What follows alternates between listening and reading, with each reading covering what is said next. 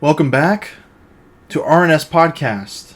Yes. Once again, my name's Dylan, by the way. And I'm Evan. Evan, it's great to see you. Good to see you too. We have not recorded in a min. Yeah, we haven't. We put them all out finally after maybe like 2 months of not uploading. Yeah, something like that. We recorded that one a while ago, so this is our first one back recording in a while. Yeah. And we kind of fumbled as Evan told you in the last episode, if you listened. We fumbled on a name change. And that wound up kind of... I'm still not very happy with the whole thing, to be honest. Well, no, of course not. But what can you do? You persevere, you move forward. Yeah. But yeah, if you don't know what we're talking about, real quick, we were going to change our name to Movie Friends, and we checked the name out, and we didn't see a podcast with that name. So we recorded an episode with that name, and then we came to find out that, there is a podcast with very nice branding on Spotify, and they do the exact same thing we do, which is pick one movie. We did it first. Well, we do it first, then we did it But better. shout out to them. I'm not hating on them. I am hating on them. Don't listen to them. Fucking report them on Spotify. No, I don't do that. No, that's I'm mean. sure they're great. No, that's mean. They're cool. They have a good artist. Whoever did the art, it was good art. But so we fumbled that name change, and we kind of staggered for a little bit, not really know what to do. But I guess we're just gonna stick with RNS for now until we have like a solid idea for a name change. But either way, doesn't affect the show really. We're gonna just keep reviewing movies. Yeah. And that's pretty much what it is. So agreed. We are back. Like nothing ever happened. Sure. Please pretend nothing ever happened. So. But Evan, I was curious. Did you want to talk about anything that happened in that period? Yeah, I got hit by a truck. So Evan's truck accident was also a factor. And I lost my legs. Yeah, I was getting to that. Yeah, but Evan losing his legs was a hindrance on the podcast. No, yeah. In a few ways. No, this is stupid. Nothing happened. No, of note. Yeah, we were joking. No, but I meant like, we saw some movies and so forth. Mm-hmm. Did you want to bring up anything, or do you want to just get into BEAU Is AFRAID? I saw Evil Dead Rise, and it sucked. A lot of suck type stuff. I was gonna pull up my letterbox and look at lots of sucking happened. Lots of in the last 2 months. Lots of sucking and sucking and sucking. We just saw Guy Ritchie, The Covenant. Not bad. Yeah, I actually enjoyed it. I wasn't really expecting to, but I did. It's an army movie. But Jake Gyllenhaal was in it, so you know. He was good. He was good in it. I like the guy who played Ahmed. It was funny what you said. Like, there was that really dramatic scene when you're talking about like he's trying to help someone over the phone, like by like calling around and getting help, and he's getting real pissed off. No, not even that. Not that if when he's talking to I guess it's like his boss in the army who helps him get the visas, right? And it's like super dramatic. And it's like a close up on Jake Gyllenhaal's face. Yeah. And you said like he's doing more lifting than this movie requires. Yeah, he's a better actor than the movie needs. You know, yeah. I thought that was funny. Like he was putting in good work. Yeah. For this like kind of, it wasn't a bad movie, but no, I liked it. It was definitely like they were on different pages. Yeah. And when you said that, I was like, that's kind of true. Yeah. Like it made Jake Gyllenhaal's performance come off kind of goofy in some moments because of that. Yeah, because this movie... It was kind of like, oh, this movie doesn't really need that. Plane? I saw the movie Plane. Disney's Planes? Disney's Planes? Yeah. No. But, so probably no one even knows what I'm talking about. No, with Gerard Butler. Yeah. And Mike Coulter. So that came out this year. I saw it alone. And this movie was... I saw it alone. I saw Plane by myself. I saw it alone and got drunk alone. So that was cool. But yeah, this movie was like a lot like that. But if you dropped like a good actor... That seemed way goofier, though. Plane? Because this movie wasn't that... Plane was played pretty straight. And it was a similar plot, too, because they had to, like, escape a foreign land, It's actually very similar in terms of like the setting and They had to escape the plane. yeah, yeah. But like They did, or they didn't. they did They had to escape the plane. in some ways Okay. I don't know what that movie's about. because they crashed the plane. I know the sequel could be like Ship or something. Are they gonna make a sequel? Yeah. It's Oh, called, really? Yeah, it's called like Ship. And is the guy in it the same guy? Yeah, Gerard Butler's in it. Why? I don't know. He's a pilot. He's not like an army guy that was just on the plane. He's the pilot. I don't know. I didn't see it, so I don't know. They are making a sequel. This is not a joke. They I'm seriously shocked are by making a this sequel. by this news. But yeah. Anyways, fucking The Covenant. It was all right. It was all right. It just reminded me of Plane, but like with a good actor in it. Yeah. So. There you go. The Covenant. Were there any? But here, playing it getting a sequel while The Covenant is not. I mean, what would you even do a Covenant sequel? I don't even know. What I don't know. I'm just joking. Yeah, that would be weird. They have to go back. They have to go back. They find out. They go save the brother. No, yeah. I'm gonna say they find out Ahmed's son is actually alive. The one that they found out his son is actually alive, and they had to go back and rescue his son together. So this time they work together. That'd be beautiful. Right? If they did like a fucking like Lethal Weapon where they're like together as like buddy cops because they're like saving each other in the movie. Yeah, like alternating. So if you got to see them as like action heroes together, that'd be kind of cool. You kind of do a little bit. There's one you do, yeah, which is kind of cool. But there's one moment I wanted to mention in the Covenant, which is, I don't remember. Homelander's in it. I had it for a second. Homelander's in it. Anthony Starr. Anthony Starr's in it. And I thought you were joking at first. Yeah, when he first came on, I said it's Homelander, and Dylan was like, I don't know, you like laughed or something, but then you realized like 1 second later it actually was him. Yeah, because I thought you were just saying that because he looked like him, but no, it's definitely was the real Homelander. But yeah, the movie was all right. Definitely think I saw someone walking in that had a shirt that said like on the back of the shirt. I love my military husband. No, it said. I'm joking. Oh yeah, I was gonna say this to you, but it was definitely like pro. I would say it's like pro. That's why I was joking to you in the movie, and I was like, "This makes me want to join the U.S. military." Because even though it kind of like poo-poos the government like a tiny bit, yeah. But it's only like the red tape of the government. Yeah. But it's like other than that, it makes it look fun to be in the military and shit. It's like that and like, and they're great men and everything. I was gonna say like the Afghani who help us, we should treat them better. The ones who help us. Yeah. Yeah. The ones who betray their country. They should be prioritized. They should have the visas. Yeah. But in no way is it like I'm trying to think how to say this. In no way is it like putting the U.S. military and the Taliban on like equal footing. Like, oh, they're both shitty. You know what I mean? Yeah, it's not. It's like the military. They're like the good guys in the movie. That's what I mean. Yeah, the movie treats it like we are definitely supposed to be here in the Middle East. Fucking shit up. We are definitely supposed to be here. So yeah, I mean, but like, even if I don't personally agree with like the politics of the movie, I mean, it didn't change the quality of it for me. Like, I didn't really give a shit. That's a pretty big thing about in general. Is like, I feel like people have such a tough time separating themselves from that kind of thing. Yeah, no, I didn't give a shit. The story's not about how it's evil for the United States to occupy foreign countries for no reason. Yeah. It's about a guy who like owes his life to another guy. Yeah. Which is it's a good story. It's a cool story. But anyways, yeah, The Covenant, cool movie. If you have a fucking right-wing dad, oh, they'll love it.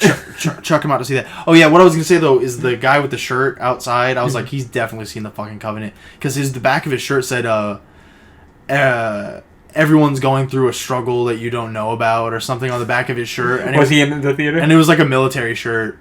And I'm not sure if he was 100%, but I think he did go see The Covenant. I think he was going. There were more people in there than I was expecting.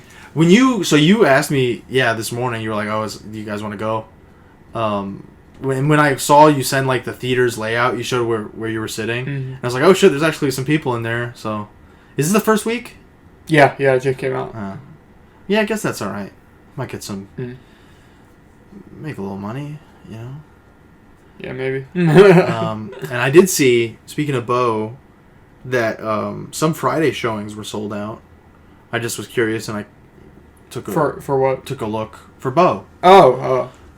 Some of the showings were actually like fully sold out, so that might be good for the movie because I kind of assumed it's not looking good for BEAU's box office. I still assume it's not probably going. I don't think it's going to do great. Nah. Because it was a pretty big budget for a movie like this, anyways. Yeah. It's a big commitment from the audience to have a 3-hour movie. Yeah. And it's not a crowd. It's not a crowd pleaser. No, definitely not. No. I saw someone I watched many reviews before I saw BEAU and after I saw BEAU, because it's just I don't know. So I guess we'd even say in a formal way. This week we are reviewing Ari Aster's new film, BEAU is Afraid. That we are. I'm visiting my mother tomorrow. Do you ever wish that she was dead? What? We didn't address it in a formal way, so photo timestamp. Yeah. Photo timestamp. But yeah, you want to start talking about BEAU? I'm ready. Okay. So what were we talking about? Yeah, I was watching a bunch of reviews, and what were we talking about before that? Guy Ritchie, The Covenant. No, I mean, like, I started to say something specifically about the movie. It's not a crowd pleaser? It's not a crowd pleaser, right. Which it definitely is not. And, if you've been following any of the discourse, I hate that word, but around this movie, it's been pretty down the middle. Pretty divisive, yeah. If you don't mind me saying so. And Ari Aster's already kind of a divisive, whatever the word is, director. Yeah, but this is the most of his for sure. movies. Yeah, I would say for sure. But Midsommar was pretty. I feel like Hereditary. A lot of people liked it, but there were some people who weren't feeling it, and then Midsommar even more so. And then this definitely is like right down the middle. Yeah, this one is like it's not even really close. We were talking about this earlier. I feel like, well, actually, you said this, so I want to credit you for bringing it up. Hereditary is a little more of a accessible movie. It's more of a normal kind of movie. And then Midsommar kind of skews away from that a little bit, and then this one is like way off the wall. Like you said, and you said this, but definitely Hereditary is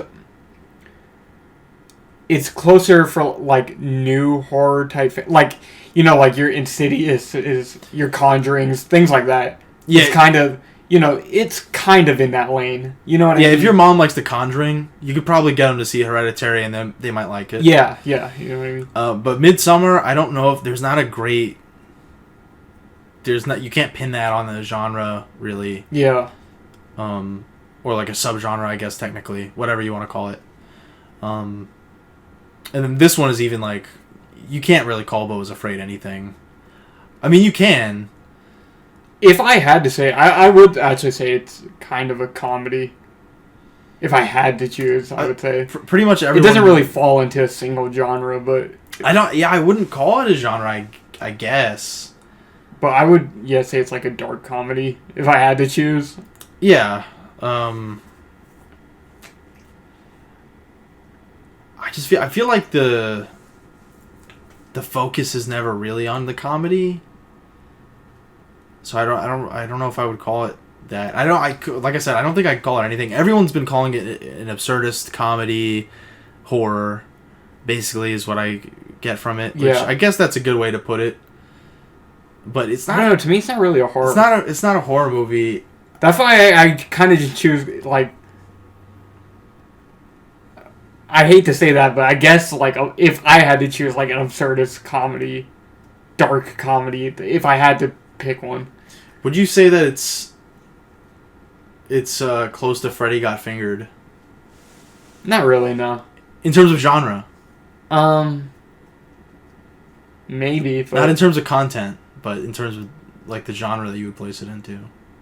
I mean, no, not really. Like this comedy is more like kind of like like a Charlie Kaufman kind of comment. And I hate saying that too because I've heard so many people compare it to Charlie Kaufman, and I'm just like, I don't like him. I mean, he's overrated, but he's fine. You know, I don't dislike Charlie Kaufman. I guess I won't say I don't like him, but I don't like adaptation. I think the movie's gay. Well, Spike Jonze directed adaptation, anyways. I think Charlie Kaufman just wrote it. Oh, but still, he was involved. Well, it's his, it was part of his content or whatever. So. Same with the Eternal Sunshine. He just wrote that, and then I think Michel Gondry directed. Is that right? Yeah. Oh. But yeah, it's like, I guess it's kind of similar, but I don't know. I think there's definitely kind of like the style, I guess. Yeah. Yeah. I would say adaptation is actually a pretty good comparison. Maybe. In terms of, like, if you want to tell someone so they know what they're getting into, I guess adaptation is a pretty decent thing. But, yeah, there's... And I was telling you this, too. I think it reminds me of his shorts more than his actual other... Ari Aster. I think BEAU is Afraid reminds me of his short films more than... Yeah. More than his and actual actually other is based movies. off a short, so... It kind of makes sense. Well, that too. Yeah. I actually haven't seen BEAU, like the short film BEAU, but anyways, it's a nutty movie. It's hard to nail down. Yeah. Also very similar to Munchausen, kind of, in themes at least. Well, yeah. Very, very similar. So, yeah. And I think the comedy of it, I thought, I never get the name right of the Johnsons short film that he did. The Strange Thing. The Strange Thing About the Johnsons, sure. I was watching reviews of BEAU is Afraid, like I mentioned. I watched a ton of them. And other people also had trouble with the exact name of that movie, so... Because it sounds so much like a saying. Yeah. Like something you would say. But yeah, the Johnsons... has this element of comedy to it, I think, that it reminds me a lot of BEAU in a way. And the comedy that worked the least for me in BEAU is Afraid was the comedy that was like overt, I think. It's hard to think of an example. I think I mentioned an example to you when we were talking earlier. Yeah. It shows the mom headless. By the way, spoilers. Let's not even bother with, like, no spoilers or, like, going in order. Like, let's just talk about it. Because there's just too much. Yeah. No, it's kind of hard. I think it would be really hard to talk about this movie from beginning to end. No. You know what I mean? Yeah, I don't even want to try. And, I definitely do want to see it again. I kind of wish I was able to see it a second time before talking about it, but... Whatever, that's fine. But I definitely do want to see it again. But first off, before we get into the content of the movie, Dylan, let me just ask you: Did you enjoy this film? Do I like it? Yes. You did. I like it. I would say it's, if I had to rank it, which my MCU brain tends to force me to do, I would say it's probably my second favorite out of the three. Out of the three of his feature length films, Evan. What's one? I'd probably call Midsommar my number one. Your number one? Okay. This is... I don't know, it's really hard. I really had to see it a second time. Well, it's been a week or less, so... What do you mean? Since it's been out. Oh, yeah. Oh, yeah, so I guess also... and I did enjoy it as well. I saw it a little bit early. I saw it Tuesday at an IMAX screening, and then you saw it Thursday night, right? Yeah. And it looked great on IMAX, by the way. Because I don't know if you agree, but it's kind of a maximalist movie. Is that, I don't know, I'm not really familiar with it. Is that just like in terms of the visuals? Yeah. Yeah. Yeah, it's a very pretty movie, and the set is gorgeous. Like, all the sets throughout, I would say. People have... So it looked good on IMAX. A lot of people have said that even if people that didn't like it say that, it's a beautiful looking movie. Completely agree.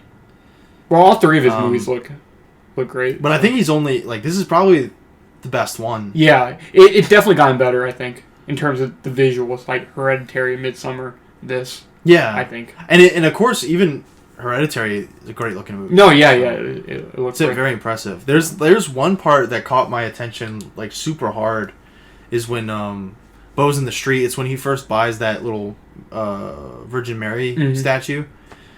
And he like grabs it out of the cabinet, and then the cabinet's like pristine, like the glass, you know. Which kind of draws your eye because he's in this hellscape, New York. Yeah. Wait, is it New York? Well, hellscape. Is it? City. It might be. I don't. It's really not remember. named. I yeah, don't it's think. not right. Yeah. But yeah, I feel like it probably is New York though. I think you just because Ari Aster is from New York. Probably. You know what I mean? Yeah, probably you could call it New York. But just the way the reflection looks, and I don't remember if the angle is so that you can't see the camera, or if maybe they took the camera out digitally or something. But it just looked great, and you can see Joaquin Phoenix's reflection the whole time, and then it kind of pans over to the jumper. You remember that? Yeah. Which that was funny. It was. There was a lot of pretty funny parts. They were like celebrating in the city because he was I remember instantly thinking like this side actor that like Joaquin Phoenix is interacting with, and Joaquin Phoenix is like, what's going on? And he's like, they're trying to get him to jump, and he's like laughing so hard, and it like goes up and you see like a guy like standing on the top of a skyscraper, and I like the second he said that line, I was like, this actor is nuts. Like, imagine you get that job, like that is crazy. Like having to laugh that hard. Yeah, while, about some guy about to kill himself. Like that's so nuts. I'm weirdly jealous, and also like and also kind of like feel bad for all of the actors, like the side actors, especially in the city that have to do all that crazy shit. Like it looks fun, but it's also like doing that for 7 hours or more a day, whatever the fuck. I don't know. That must have been a crazy movie to shoot. I agree, and I want to get into that, but really quick, I just wanted to off what we were saying about the rankings. I really like this movie a lot. I can't really decide my score right now, but going into it, I was very, very excited, as you know, Dylan, because I love both of Ari Aster's films. So I'm a fanboy. I was very excited. This was, if you know, RNS listeners, if you listened to our most anticipated episode, this was my number 2. Great episode. Yeah, a great episode. We still got a lot of year left, so go check it out. Right. Go check it out. So I was very excited for it, and I wasn't disappointed. I liked it a lot. In terms of ranking, it's hard for me to rank it right now, but I think Hereditary is my number 1, and then BEAU, and then Midsummer. That's interesting. Yeah.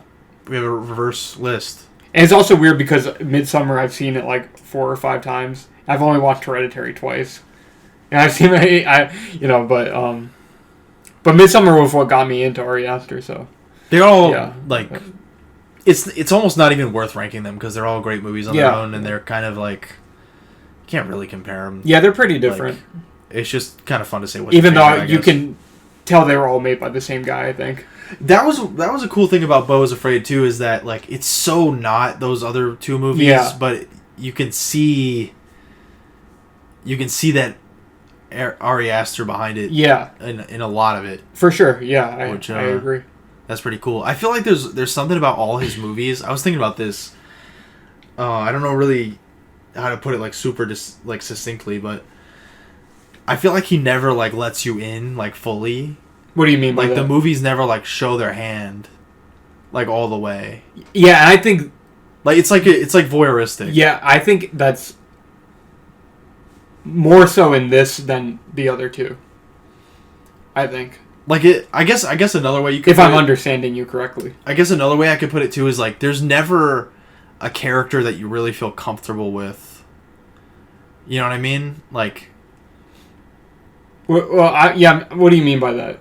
I said you know what I mean, like that was a normal thing to say. But I guess what I mean is like there's never like the mom and the son. Excuse me, I don't remember the characters' names. In Hereditary, like neither of them are like a protagonist or like a good guy or.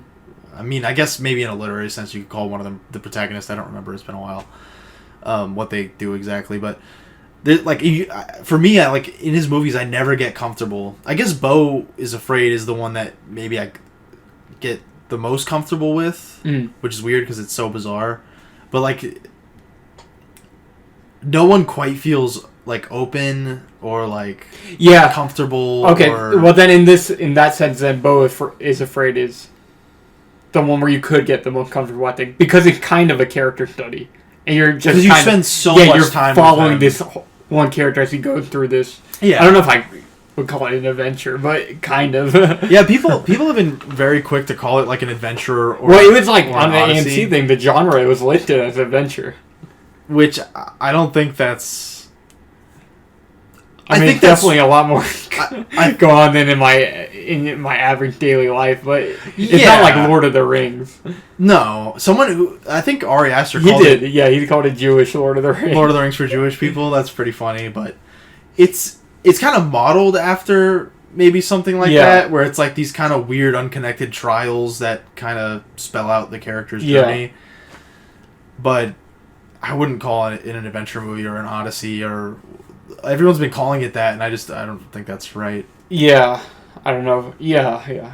Because when people were describing it that way, I expected a lot more abstract, weird, like horrific shit to happen, but he's really just kind of walking around and talking to people. Yeah, I could say it's like you get these like different settings, but it's not really much of an adventure getting from one to the other. Yeah. You know what I mean? No, it doesn't feel like you're like, it's like, oh wow, BEAU is really, he's Forrest Gumping Yeah, across the yeah, country. exactly, Like, it's yeah, not, yeah. it's not anything like that.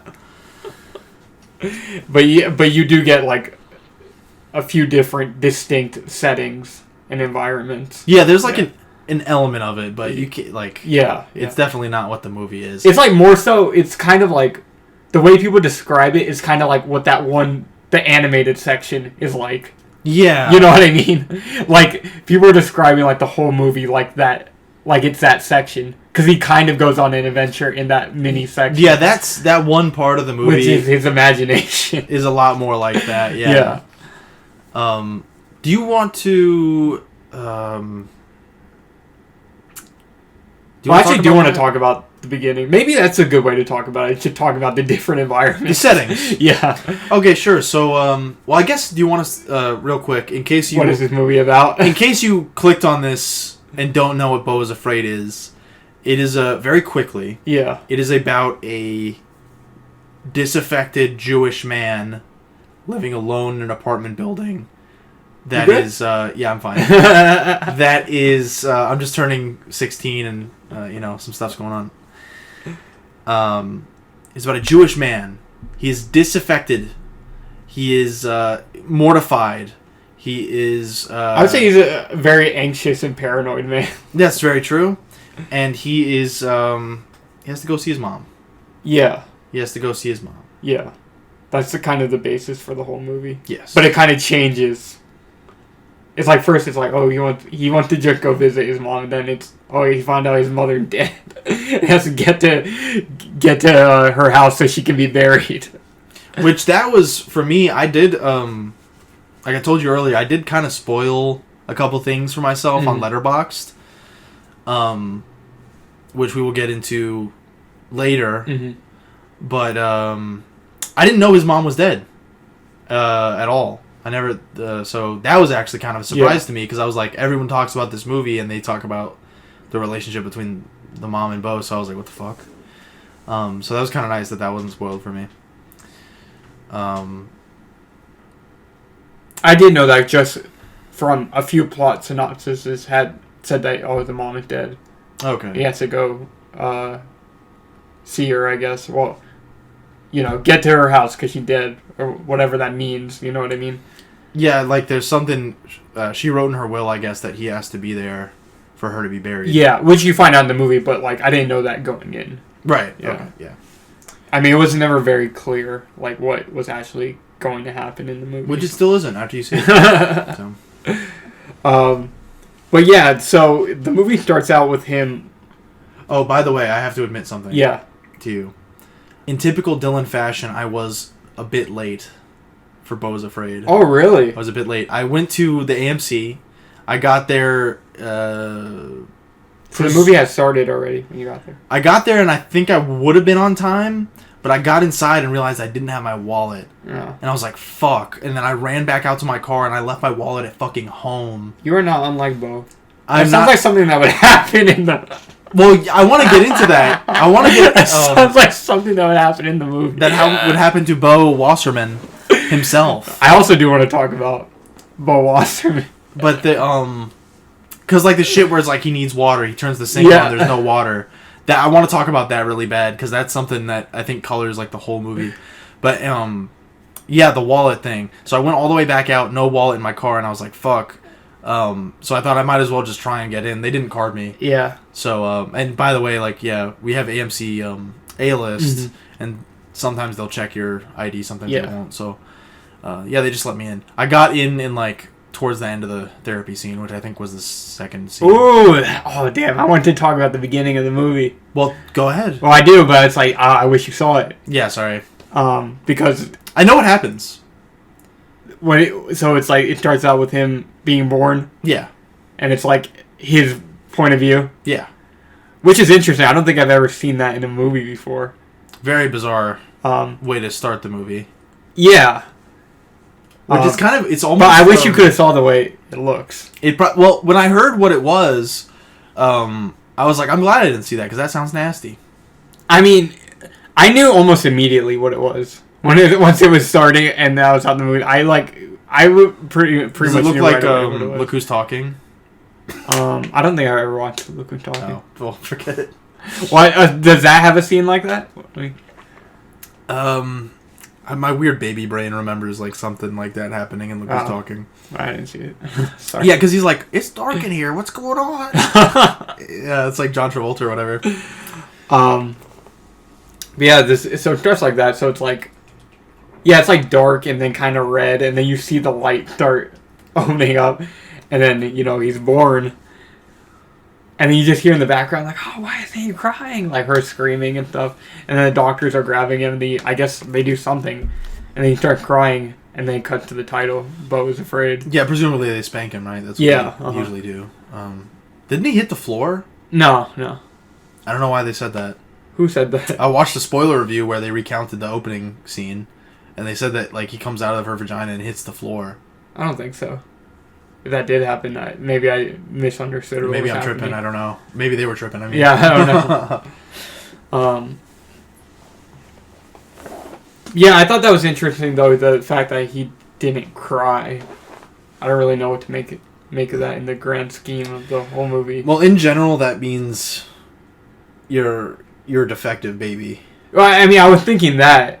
I was like, because there's like clearly something wrong with him. Yeah. But when I see it wrong as him, I don't really see it as like a natural thing. You know what I mean? I feel like it's more like a product of how he was raised. Yeah, I think there's this weird thing throughout the movie that is like, and I think it has a lot to do with how Ari Aster also like handles conflict.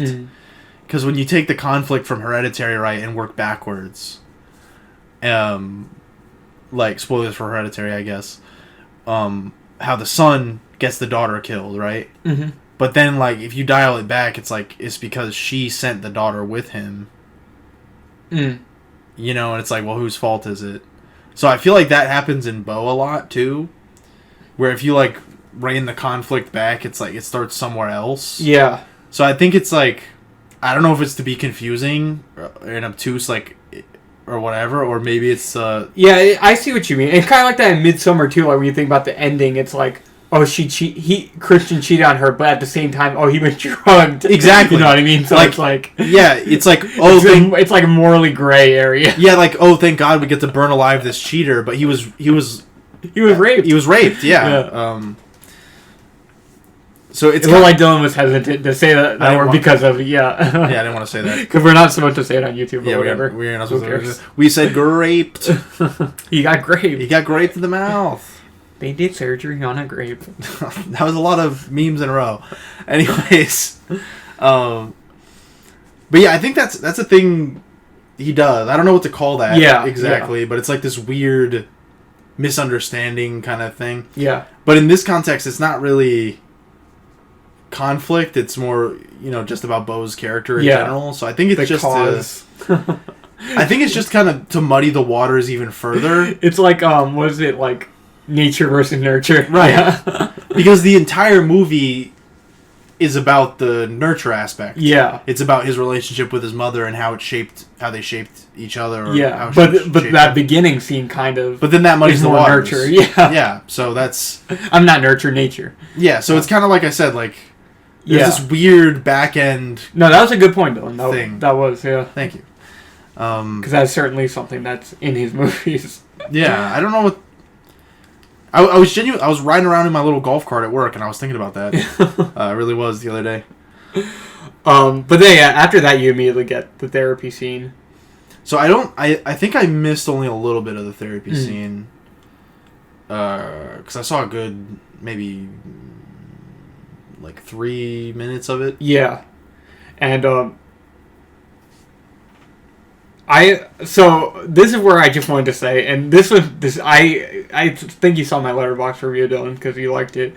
I was a little disturbed by this driving home, but this movie, I found it in multiple ways kind of relatable, and Beau himself pretty relatable, and I was kind of disturbed by the fact because it's not like Ryan Gosling. Oh, he's literally me. Fucking Where it's like this cool loner guy, like or whatever. It's like this guy who clearly has problems.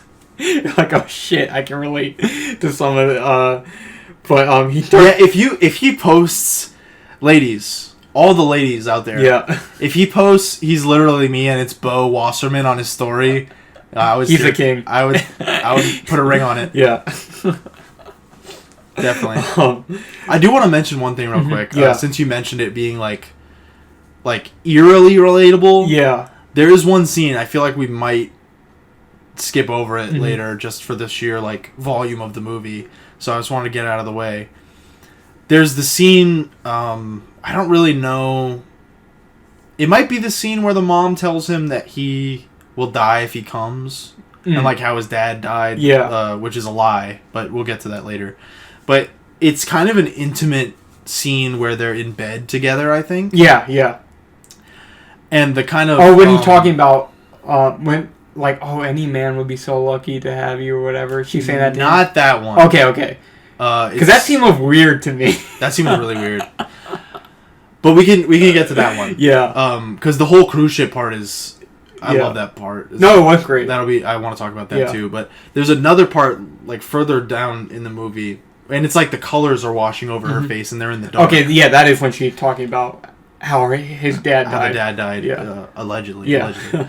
So that part, and I hate to even admit this on a recording, but that reminded me so much of my mom. Oh. And well, in what way? The reason I'm like that can like. It depends how it reminded your mom. It would make it my bad. My mom would constantly in the middle of the night bring up my dad fucking her. Is this real? No. Oh, okay. I thought you were gonna be like that. That got a good laugh out of Evan, so that was worth it. I was like now you're going with the bad way. The bad way you could say it. No, but seriously. So when I was little, like some of my earliest memories are like sleeping in my mom's room when I was young. Yeah.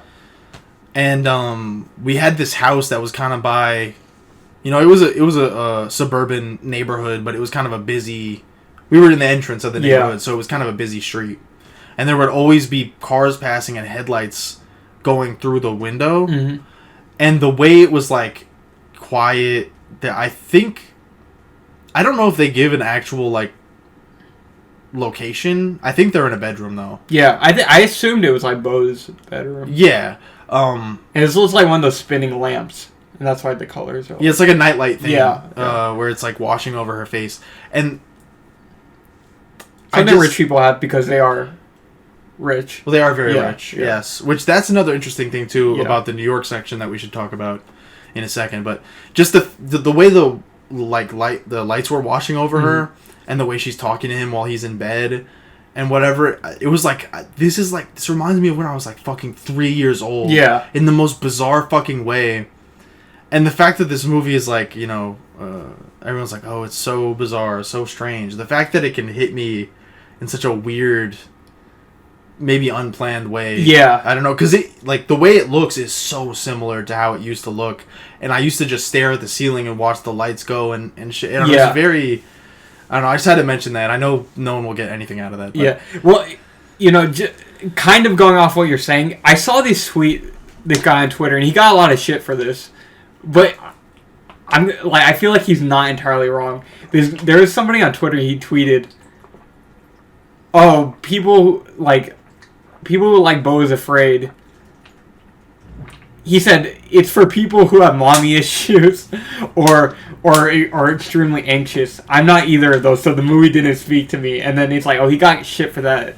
Because it's like, oh, well, firstly, he was hating on the movie, film Twitter. They're going to be more likely to be the people who like the movie, you know what I mean?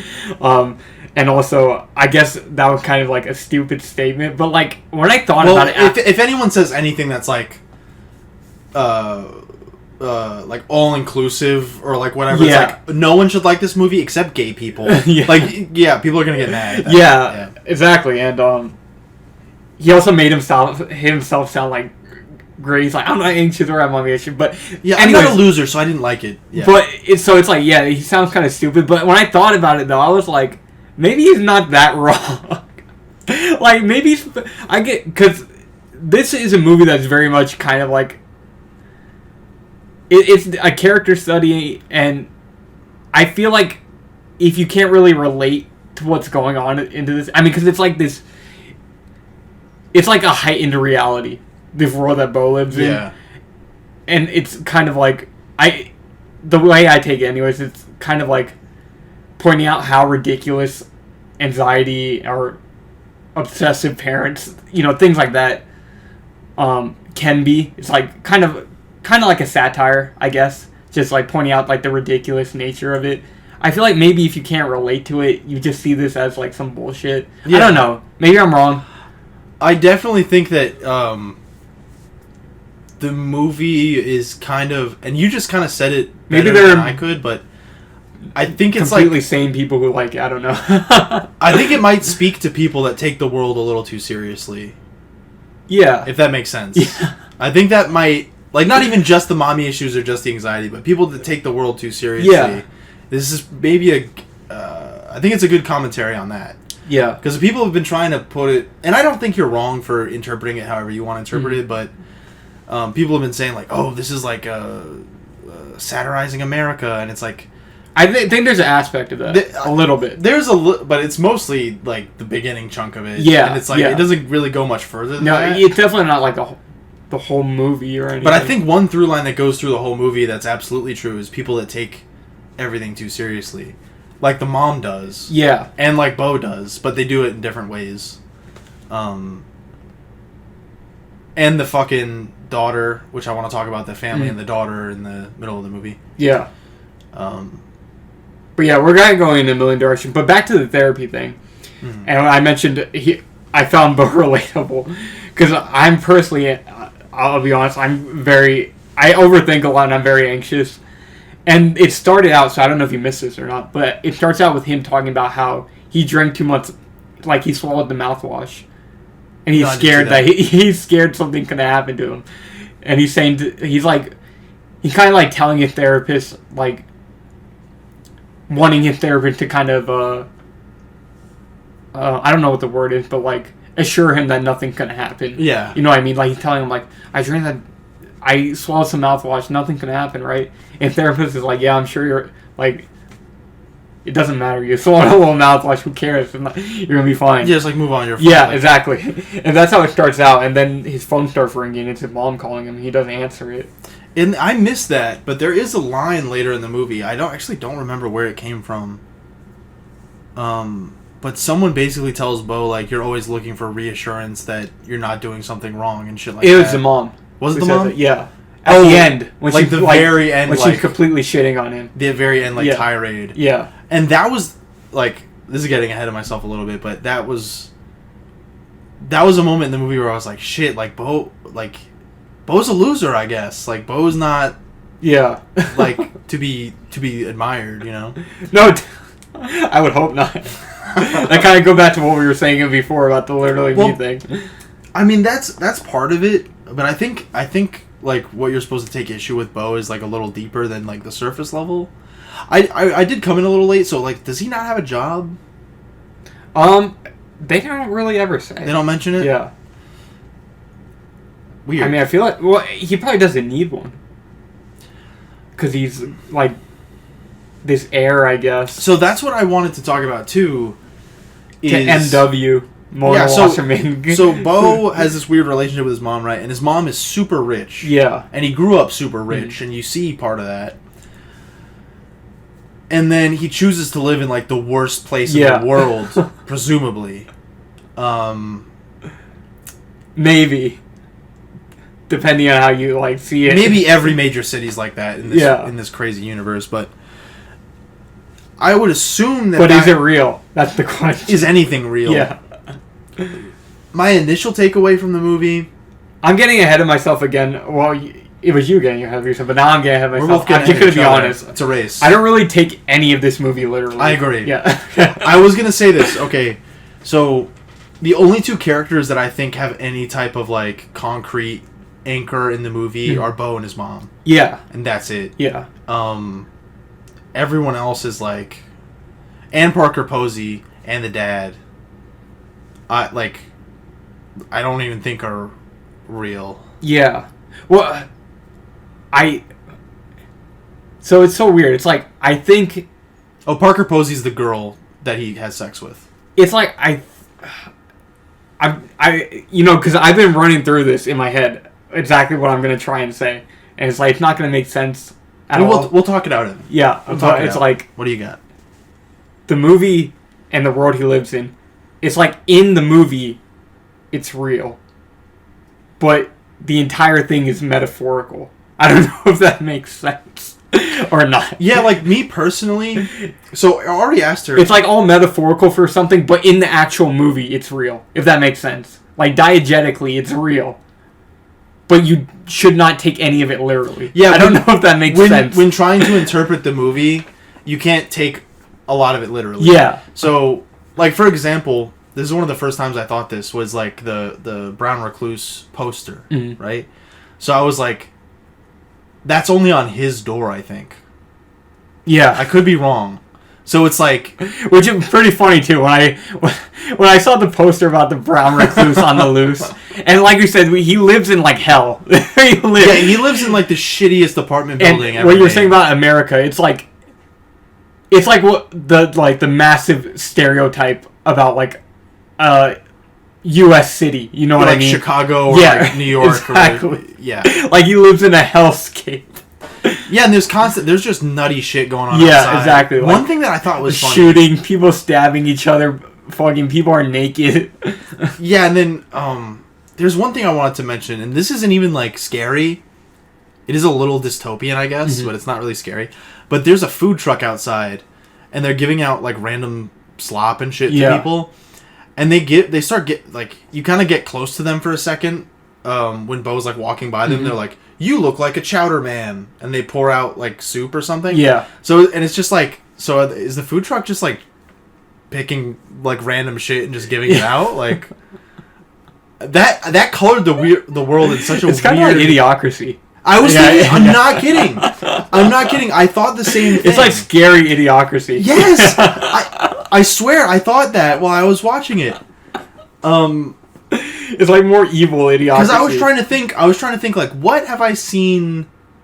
Like, I've seen something like this. Like, what is this? And yeah, it's like like Idiocracy and Goofy, but it's like, this is like Idiocracy if it was real. Does that make sense? It's Idiocracy. It's like this would actually happen. In Idiocracy, the drug of choice is weed. Yeah. And in this, it's like meth. Exactly. Yeah, that's a good way to put it. Yeah. Idiocracy is like the stoner world. This is like the meth world. Imagine that as like a Nightmare Before Christmas forest where you could choose. That's funny. But yeah, I swear, when he was walking, I was trying to think, like, what is this? I thought Idiocracy too. I did. That's so funny. But yeah, so we were talking about the the city. Did you have anything you were working towards? Oh yeah, but I was saying it was funny about the brown recluse, the fucking poster. Right, so... And then when you see it crawling in his apartment floor. That was funny. That was so funny. And I love... It just, like, emphasizes, like, everything dangerous is around him. Yeah, this is the most terrible apartment ever made. And, like, What does the maintenance guy say? You're fucked, pal. Which, you know who that is in the short film I saw? It's Ari Aster. Yeah, it's Ari Aster himself. Because, I saw the short film, and I remember it, like, when it's him who says that. Because I think I clicked on the short film for BEAU, and I didn't... Or no, I clicked on Letterboxd, and I looked at the reviews, and they were like, hearing Ari Aster say you're fucked is, like, so funny, whatever. I gotta check that out. But yeah, I couldn't quite make it out when he said that, and then, like... So I just heard, like... And then Joaquin Phoenix is like... Why would you say that to me? But yeah, and it's just like evil people. Yeah. And, so it's like, I feel like the immediate interpretation of what's going on at the beginning, it's just, it's obviously a man who's extremely anxious. Yeah. It's like, this is like what it's like to be scared of everything. You know what I mean? In a big bustling city. Exactly, yeah. You know? And I don't think that's wrong, but and this kind of what I'm talking about, the literal... I feel like immediately that when you see this, it's like, obviously this is a guy who's just scared of everything. Everything's in his head. You know what I mean? So this is probably all in his head. You know what? I feel like that's kind of like what the movie wants you to think at the beginning. Yeah. And I don't think, and that's not entirely wrong. Like, that's correct. It's like, what's someone who's just scared of everything, who has extreme anxiety. This is what they see the world as. You know what I mean? Yeah. It's like every turn you might die, and it's like. Okay, yeah, that's the correct interpretation, but then once you get further into the movie, it's like, there's kind of more to that. It's like the origin of the anxiety. Well, you know what I mean?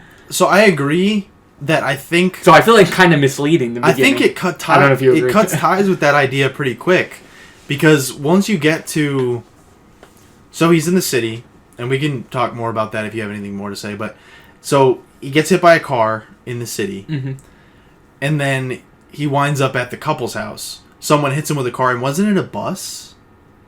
Yeah, he gets hit with the people whose house he goes to. They're like, but I'm sure they have like a truck or something. It's like it looks kind of like a food truck. Oh, okay. Right? Or am I wrong? They have an RV. Oh, that's it. It was an RV. That's what. But the front of it looked like a big glass windshield, like a bus. But I don't think you see the RV from the front again after that. So maybe that is how it looked.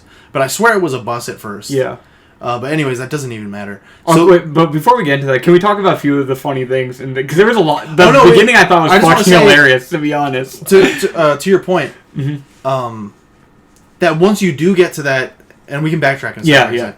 But once you get to the couple's house, that they hit him with the car and they say, "Beau, we're gonna nurse you back to health."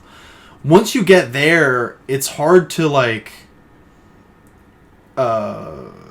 It's hard to put that with the beginning of the movie. Yeah.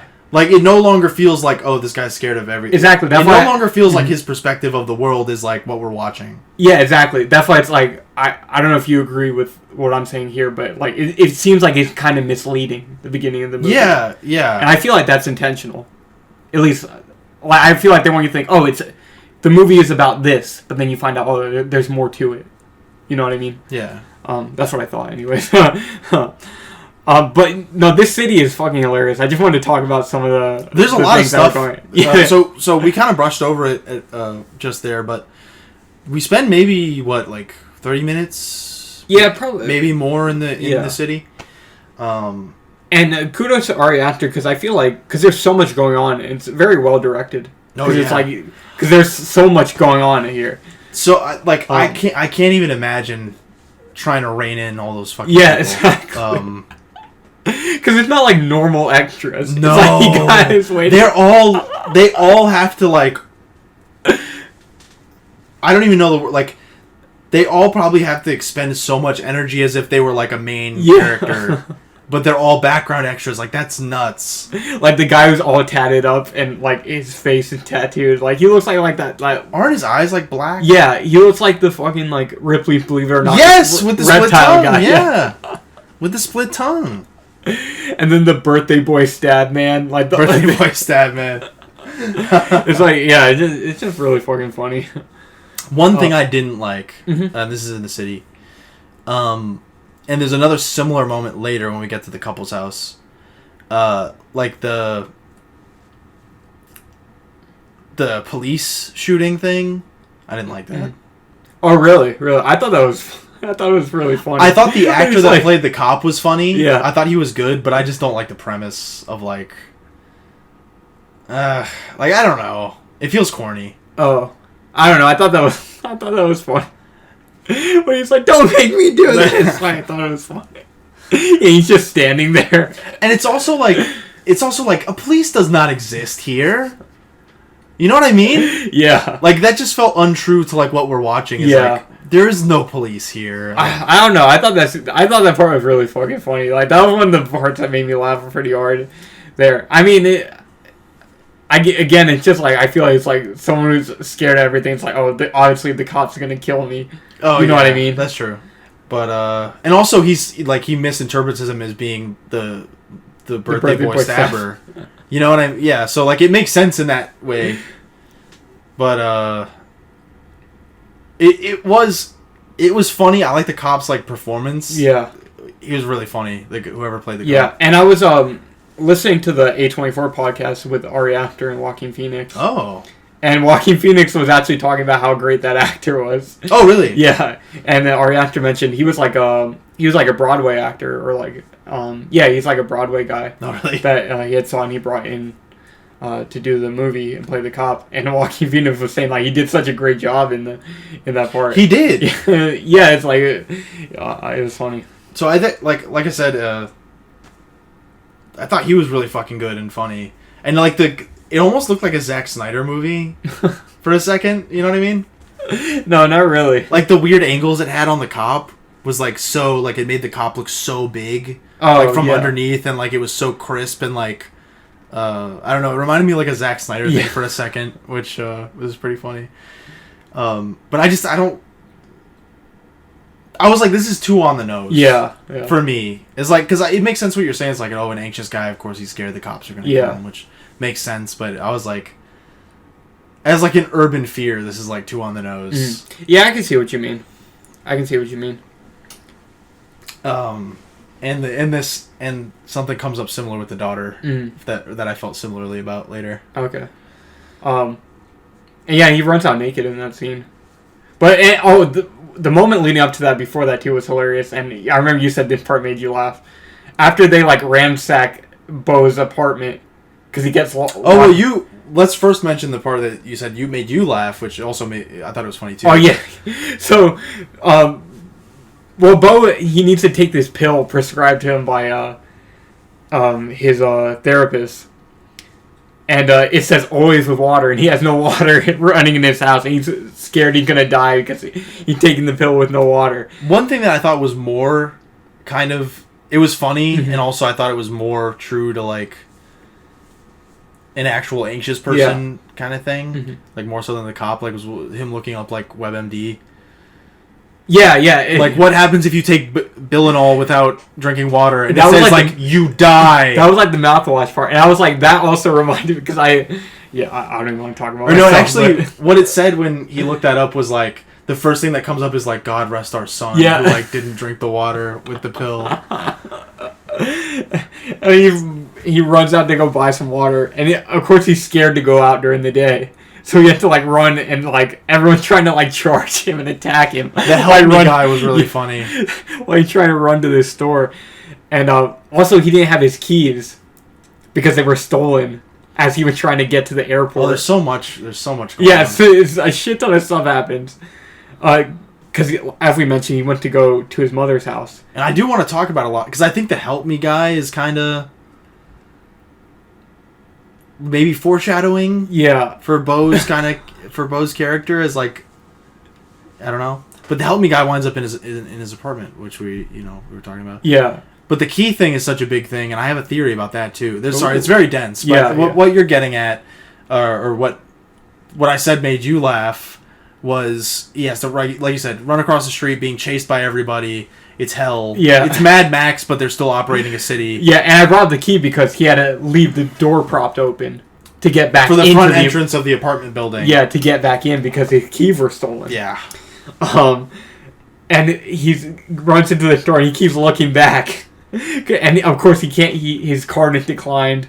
He has no cash, so he digging all up, this shit is stalling him. He digging up change to pay for the water.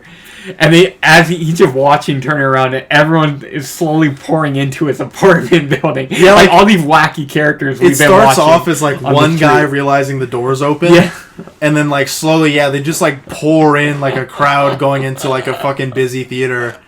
They just pour in, and like Beau's constantly looking over his shoulder. Oh no, it's getting worse and really worse. Funny. And then when he finally pays for the water, he runs out. They move the book, like the phone book that he used to prop the door. And open. it's one thing I loved about that part too is like the way that they lock him out is so funny because Beau's like running back. He's trying to get back as quickly as possible.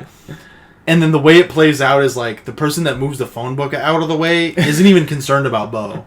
Like they're doing it very slowly and like without paying attention to anything. Like they're just like, oh, like this is blocking the door. I'm gonna move it. And then they're not even looking at Beau or anything, which I think that was really funny. Yeah.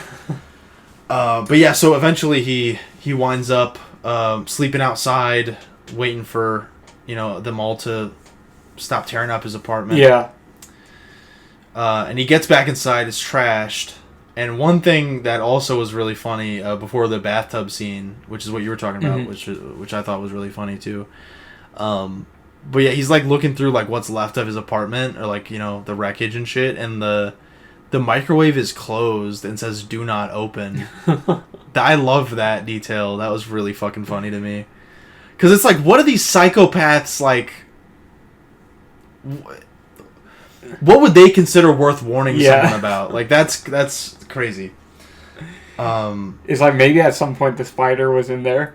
Maybe they got the brown recluse in there. Yeah, and the reptile guy. So you see, he was killed. Yeah. And they don't directly tell you, but you see like the poster, what the brown recluse spider bite looks like. And that's what it looks like on his... Well, I didn't even notice that really, but I knew that's what killed by the spider. Because you can see like he has a kind of a bite thing on him. And he was... that's another really funny detail too, is that he was dialing 911. Yeah. And he got to 911 and like Beau freaks out or whatever. That was funny. But it's like what you said. It's like, what would make these fucking horrifying people dial 911 or warn you about something? And then Beau finds out his fucking mom died in this scene.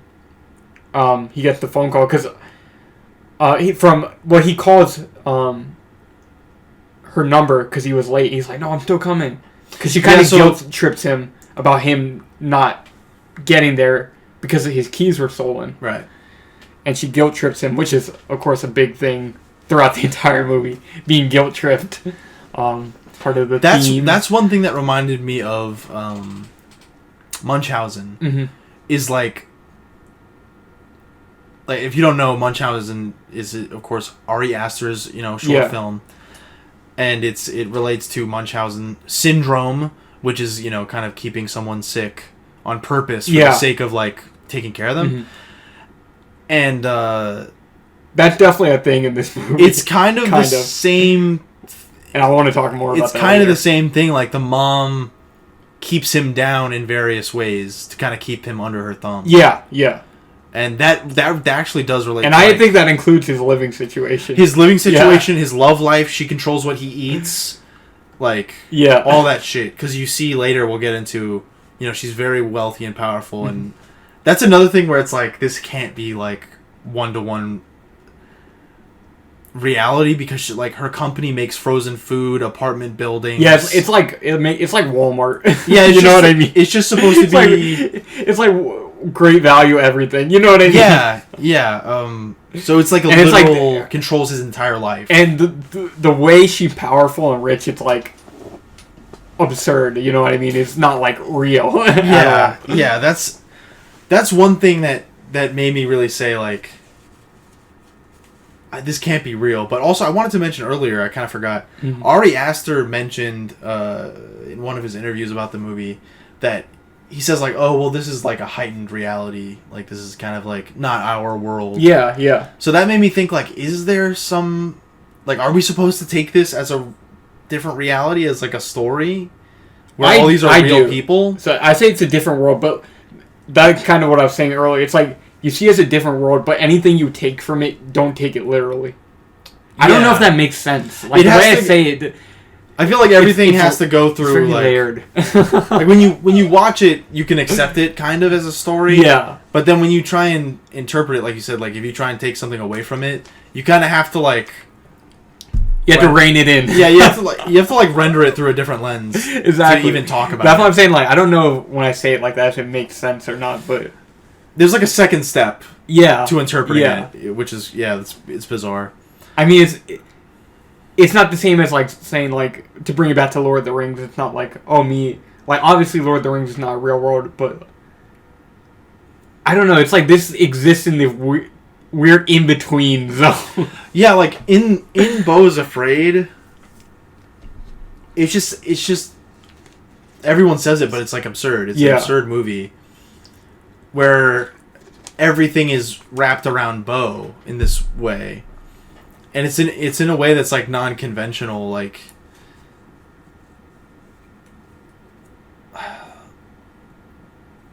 if you try and explain anything from the movie, it's like, well, that doesn't happen. Yeah, like, that's not, So it's very bizarre.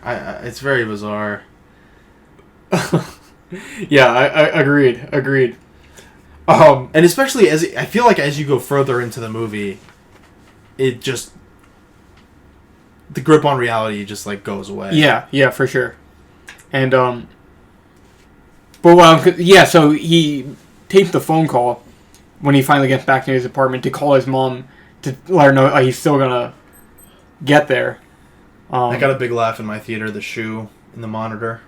Yeah, that my theater did laugh about that too. My theater was a little annoying because So here's the difference, I think, in me and you theaters, or maybe not. But, like... Mine was pretty into it. Oh, they were. Okay. I'm going to say, like... I don't know if it was more, like, normal people who were like, oh, I just want to go see it. Because, mine was, like, an early screening where it is all people who were interested, like, deliberately wanted to go out there. Oh, right, because yours was on the Tuesday. And exactly. And you're a fucking shill because you got the free t-shirt and... You know what I mean? Yeah. So it was more like people were like, we want to see... Does that make sense? Yeah. Like, honestly, your screening, people wanted to see it, but it wasn't, like... People actively going out of their way to... For you, it's like everyone at that theater knew who Ari Aster is. Exactly. Like, yeah, exactly. But whereas in yours, it might have just been like, oh, Joaquin Phoenix movie. You know what I mean? Yeah. But I actually... I'm not knocking those people. I'm just saying, like... From the vibe that I got from my theater, I felt like everyone was probably an Ari Aster fan. Yeah. Well, you did see it Thursday night, so that's still pretty early. But you remember when we saw RoboCop, and we've mentioned this on RNS on RNS podcast previously. The classic RoboCop. Yeah, where it's like everyone's like, okay, it's the quote unquote film fans, and they know RoboCop is supposed to be a satire, so you think you laugh at fucking everything. It was similar in this. It's like, oh, they heard Ari Aster say this is a comedy, so it's like people just kept laughing at like. I'm just like, okay, the movie's funny. I agree. I thought it was really funny, but it's like. The way some of you people are laughing, it's like you're very trying to acknowledge, like, oh, this is ridiculous. It's like, okay, you don't have to laugh at fucking everything. I think very, very, very, and I say 3 varies because it's 3 hours long. Very, very, very little of it is laugh out loud funny. Yeah, I agree. But and more to your point about the grip on reality thing, it got less though as the movie got. I've seen a lot of people say that too. That's true. So at the beginning, people were laughing a lot, and then. As we got further into the movie, and this is kind of what I mentioned to you too about the end of the movie, very similar to my experience seeing Midsommar for the first time. The energy of the theater changed. I don't know if you know what I mean by that, or if I'm sure I've seen that happen for sure. But the way it sounds really weird, but you can kind of feel it. I don't know if that makes sense. I can see that. You can kind of feel people's vibe. Oh yeah. I could start tell like halfway through this movie that there were people in the theater who weren't really fucking with it. Well, because like the laughs fall off. Yeah. Or people start like murmuring or something. Exactly. Like, you might hear like a little something. And that was how it was when I saw Midsommar for the first time. I don't know if you had a similar experience seeing this. Or if your whole theater they all enjoyed it. They were all seeming like I said. Did I mention this already in the recording about the mom's head? Yeah, you did. Yeah, so the mom's head being missing, which is at the end of the movie, yeah, got a pretty big laugh. So I don't think that got a big laugh at mine. pretty big laugh. So I think my theater was on board with it Okay. pretty much the whole time. So that's interesting. In mine, I could like halfway through the movie, pretty much. It kind of changed the energy of the room, and even the giant penis, it didn't get reactions like the beginning of the movie did. I want to say that I could tell a lot of people were kind of like, "What the fuck am I watching right now?" Yeah, it's kind of like what. Like, Yeah. I feel like my theater was like dead silent. Dead silent for the penis. A giant penis appears. Silence. Dead silence. Maybe it's because that moment is supposed to like. I don't know if it. I'm not like. It is kind of scary. It's a penis, but it's kind of scary. That's probably the most disturbing thing in the movie. All right. Maybe I don't know if I agree with that. Maybe the head smashing. What you mean disturbing in terms of visually? Like, visual? Okay, yeah. okay. Just visually. Yeah, okay. I'm gonna say like, yeah. Then I would agree. Yeah, I'm gonna say, but like Bo's character in general is disturbing to me. I'd be like, and the mom. Yeah, but like his reality and what he lives is disturbing to me. So I was like, I don't know if I would agree, but what you mean just like purely visually? Then just looking at the screen. Yeah, I agree. Yeah, for sure. So I think maybe the thing was like, oh, this is artsy. We shouldn't laugh. But I was like, I think you were supposed to. I think it was meant to be funny. I agree. Yeah. I agree. Because we mentioned this and we haven't talked about it yet. There's like, we didn't talk about BEAU is Afraid before recording very much at all. We talked about it a little bit just before. But on my end, it was kind of on purpose because I obviously there's a lot to talk about in this movie. I kind of wanted to save it for the podcast. I don't know if you felt the same way. Oh yeah. We kind of spoiled it a little bit when we were eating earlier. Yeah. we were like, oh, let's start talking about it. But yeah. But it was kind of vague. Yeah. And we also both mentioned that we had a take on the dick, and we didn't talk about it. Yeah. And I agree that it's supposed to be funny, and it's not that deep. Yeah. It's not that complicated. Yeah. So I'm excited to talk about that. But what were we talking about? Yeah, just like how the audience was reacting. Yeah. Dead silent. Yeah, you were saying big laugh about the shoe in the computer. Yeah, big laugh for the shoe. My guy, a big laugh for the shoe. But he was looking at plane tickets, right? Yeah, he was booking a hotel and plane tickets or something. But his card is still not working, so he calls to let his mom. He still wants to go, and I guess to be like, hey, can you give me your credit card info or whatever too? And then the lawyer answers. The lawyer didn't answer. The UPS guy answered. Right. That was who answered. Yeah, the lawyer's the lawyer's later. Yeah. Yeah. So the UPS guy, who is famed comedian Bill Hader. Yeah, Bill Hader. Who I didn't realize, and you said the same thing. You didn't realize it was him talking on the phone until we see him on the TV later. Yeah, and it was a kind of a nice bit of restraint to not show his face. Yeah. But I knew immediately it was. I mean, you kind of see it. You see like his profile. Very slight, kind of like backside. But I knew pretty much right away when I saw him, though. I was like, oh, that's Bill Hader. Because I actually, in some way, had it. I wouldn't call it a spoiler because I don't fucking care about Bill Hader, but kind of had it spoiled for me that he was in the movie. And I had no idea. When I saw him, I was like, oh, shit. I did know. Yeah. But then when this is a weird thought, I guess, but I thought it was a black guy. On the phone? Yeah. I thought the UPS, I assumed, like, the voice sounded like a black guy to me. Yeah. No, to me, I in my head, I was like, I assumed it was a white guy. And then, it was Bill Hader. I didn't know it was Bill Hader talking, though, until we see him. And, I feel like it's not that, just to talk about Bill Hader, I guess it makes sense, it being Bill Hader, because Bill Hader, he's known for being kind of a massive cinephile. Like, he has, like, Criterion Closet video and everything. Oh, okay. Like, he's really into movies, so it's like, it would kind of make sense. He would jump in to an Ari Aster movie. Exactly, yeah. Which props to Parker Posey, too. I didn't really... When I saw... So, like, spoilers, right? But when I saw her being carried away, like, in rigor mortis, like, naked, I was like, she really agreed? I wonder what made her to agree to this. You know? Like, not that she shouldn't, but I'm just kind of shocked that the movie spoke to her at all, or whatever. Not that I know much about her, but I was just like, huh. She's in some good movies. She's the GOAT. Yeah. Fucking love her. She's awesome. But yeah, I was like, I don't know. No, I know what you mean though. Yeah, I was like, oh, that's kind of crazy. Damn. Damn, that's crazy. Damn, that's crazy. But I did want to mention one thing that kind of, I keep saying this phrase, Evan. I love this phrase. Colored the movie for me. Colored the whole movie. Yeah. Right? Him not being, his credit card never working, and the water not working. Those two things told me that this is not real. That more than maybe anything. Yeah. Like this is, because that's, for me, I don't know about you, but that's constantly like, quote unquote, my nightmares. I guess I don't really have nightmares per se, but if I have like a bad dream or like I guess I have stress dreams. Yeah. More than anything. And it's always like, oh my god, I need like fucking lotion more than anything. Like my skin is dry. Yeah. And then there's no lotion in the world. Or like I've definitely had dreams where I need something or whatever, my wallet, whatever, and then like I have it in my hand, and then like I look up and then I look down and it's gone. Yeah. Or whatever. And that's kind of like the key thing. The key's the water and the credit card. Great examples of like dream logic. Yeah. In that way. So that's kind of, from the beginning, I was not looking at this movie as like a literal movie. Or a literal story, I guess. So I just wanted to mention that. But yeah, he, what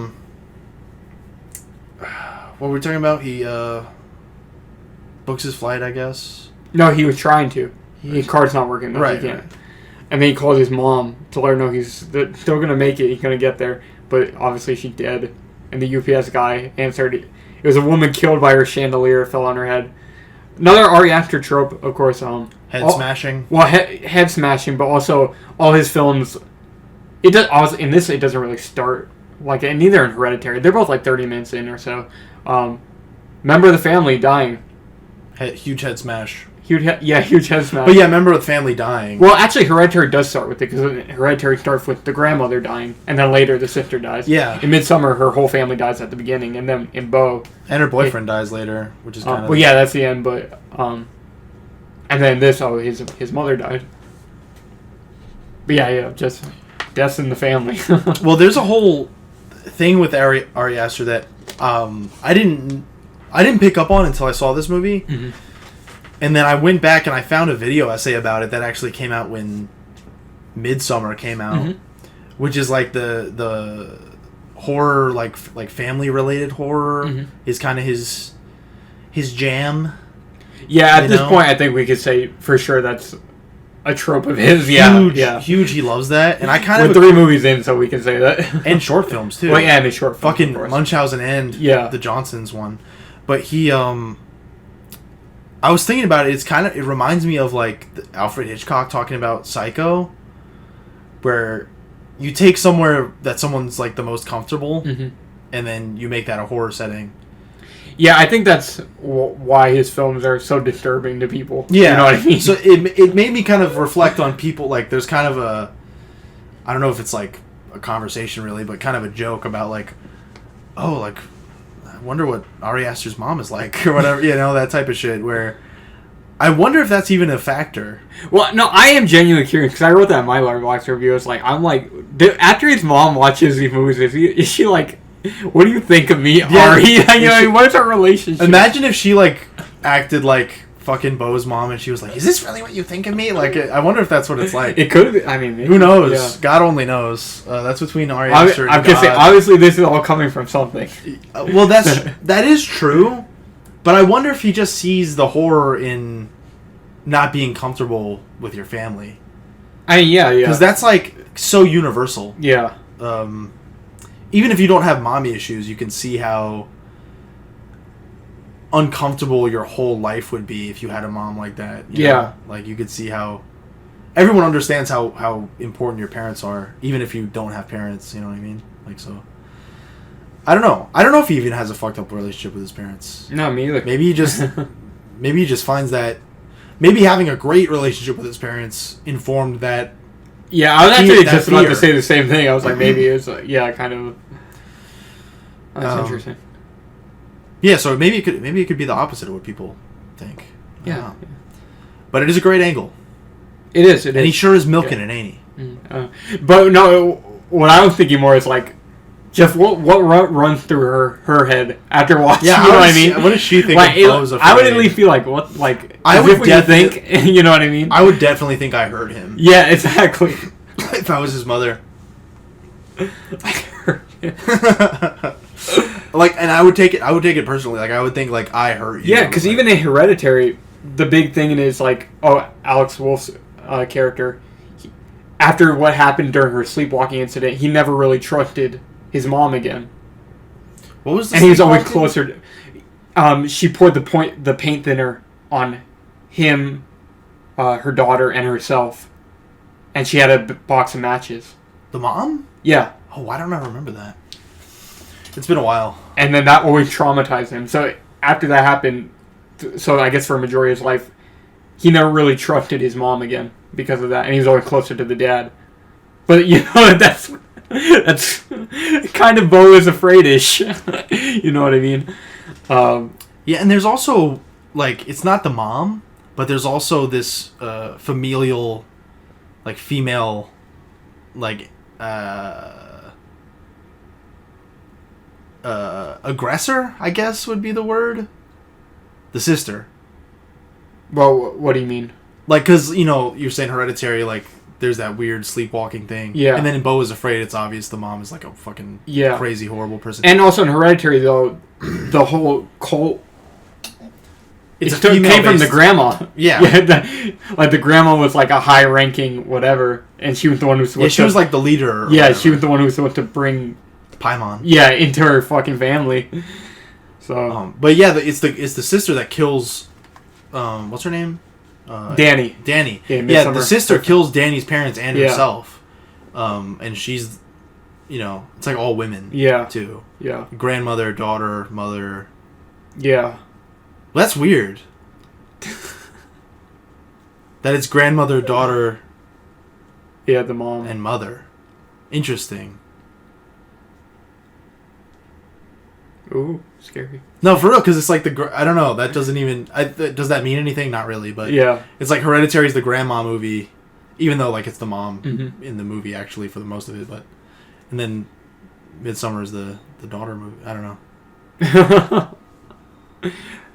I can kind of see what you mean. It feels kind of like a reach, but I can, like... If you reach it far enough, I can kind of see what you're saying. I mean, it's not, like... I don't expect you to even see what I'm saying, because it's like I'm saying nothing... But it's just weird that, like, the antagonists are all, like, this line of females. Well, in Midsummer, I wouldn't say, like, the sister is the antagonist. I mean, she kind of kicks off... That's why I said aggressor. Yeah, she kind of kicks off what happens in the entire movie. Well, she does probably the most evil thing in the movie. I guess that's true. I'm trying to think about some of the stuff the cult does. Like, skinning fucking... Will or whatever his name is. That was pretty hard. That was pretty hardcore. Was his name Will? I can't remember what his name was. The goofy guy, the eyebrow guy. Let's not spend too much time on my... Well, his name's in real life Will Poulter, right? Oh yeah, I can remember it. Adam. What is it? Not Adam Strange. What's his name? Adam Warlock. Yeah, Adam Warlock himself. I can't remember the name of his character in the movie though right now. That was pretty evil. But that was a huge tangent. Yeah. There's so much of Beau is Afraid to talk about. No, you're right. This movie is very tense. It's hard to talk about because we're still kind of at the beginning. Because we said we wanted to talk about the settings. And we're still at the hellscape. But anyways, all you know, I mean, we assume if you're listening to this, you watched the fucking movie. So yeah. And if you haven't, just go watch it. And a plot breakdown. If you're listening to what's probably going to end up being like 3-hour podcast, you can watch a 3-hour movie. Yeah, a plot breakdown for this kind of movie is not going to do you any favors. Like, you can watch the Back to the Future episode, maybe, or something like that without watching Back to the Future. But this, like... Unless you're, like, super morbidly curious about the fine details of Beau is Afraid, and you can't stomach it yourself for some reason, like, you should just not bother. But yeah, his mom is dead now. Just watch it yourself. He went outside and got hit by the truck.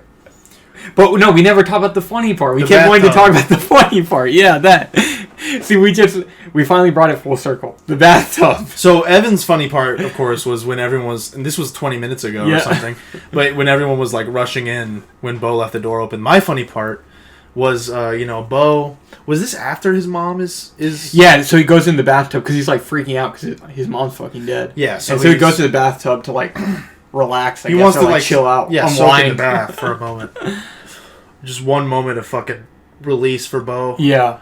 He wants to set his big nuts and in the water. The bathtub flood. It didn't flood the apartment, but it overflowed. Yeah, because he's so shocked. Yeah, he's frozen. That's a good moment. Yeah, where he's kind of frozen on the phone, and then you start to see after a while. Yeah, you see soapy water start to seep into the living room. That's a good moment. A good visual. And the visual of the bath keeps coming back throughout the entire movie. And water in general. Yeah. And I feel like water is kind of a... Maybe I'm reaching here, but I feel like it's kind of a... I don't see... Motherly? Yeah, exactly.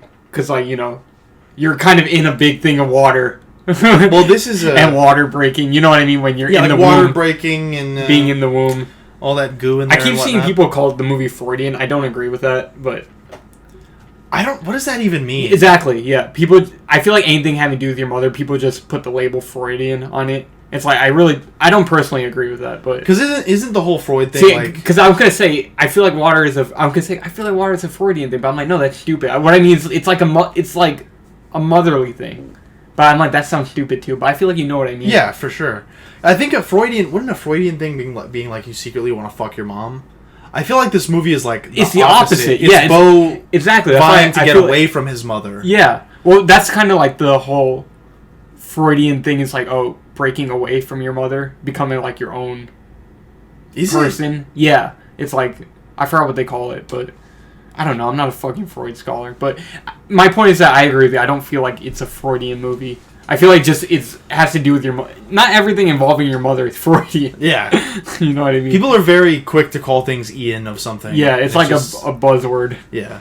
But the reason I even brought that was about the water. But yeah, I feel like water kind of That's definitely a motif. Yeah, it relates to mothers. Yeah, and also and being in the bath is kind of like being, in the womb. It's like a comfortable place. You know what I mean? Yeah. Maybe that's a huge reach. But something that makes me think about it is Evangelion. Because in Evangelion... We get a load of this guy. No, seriously. Because Evangelion...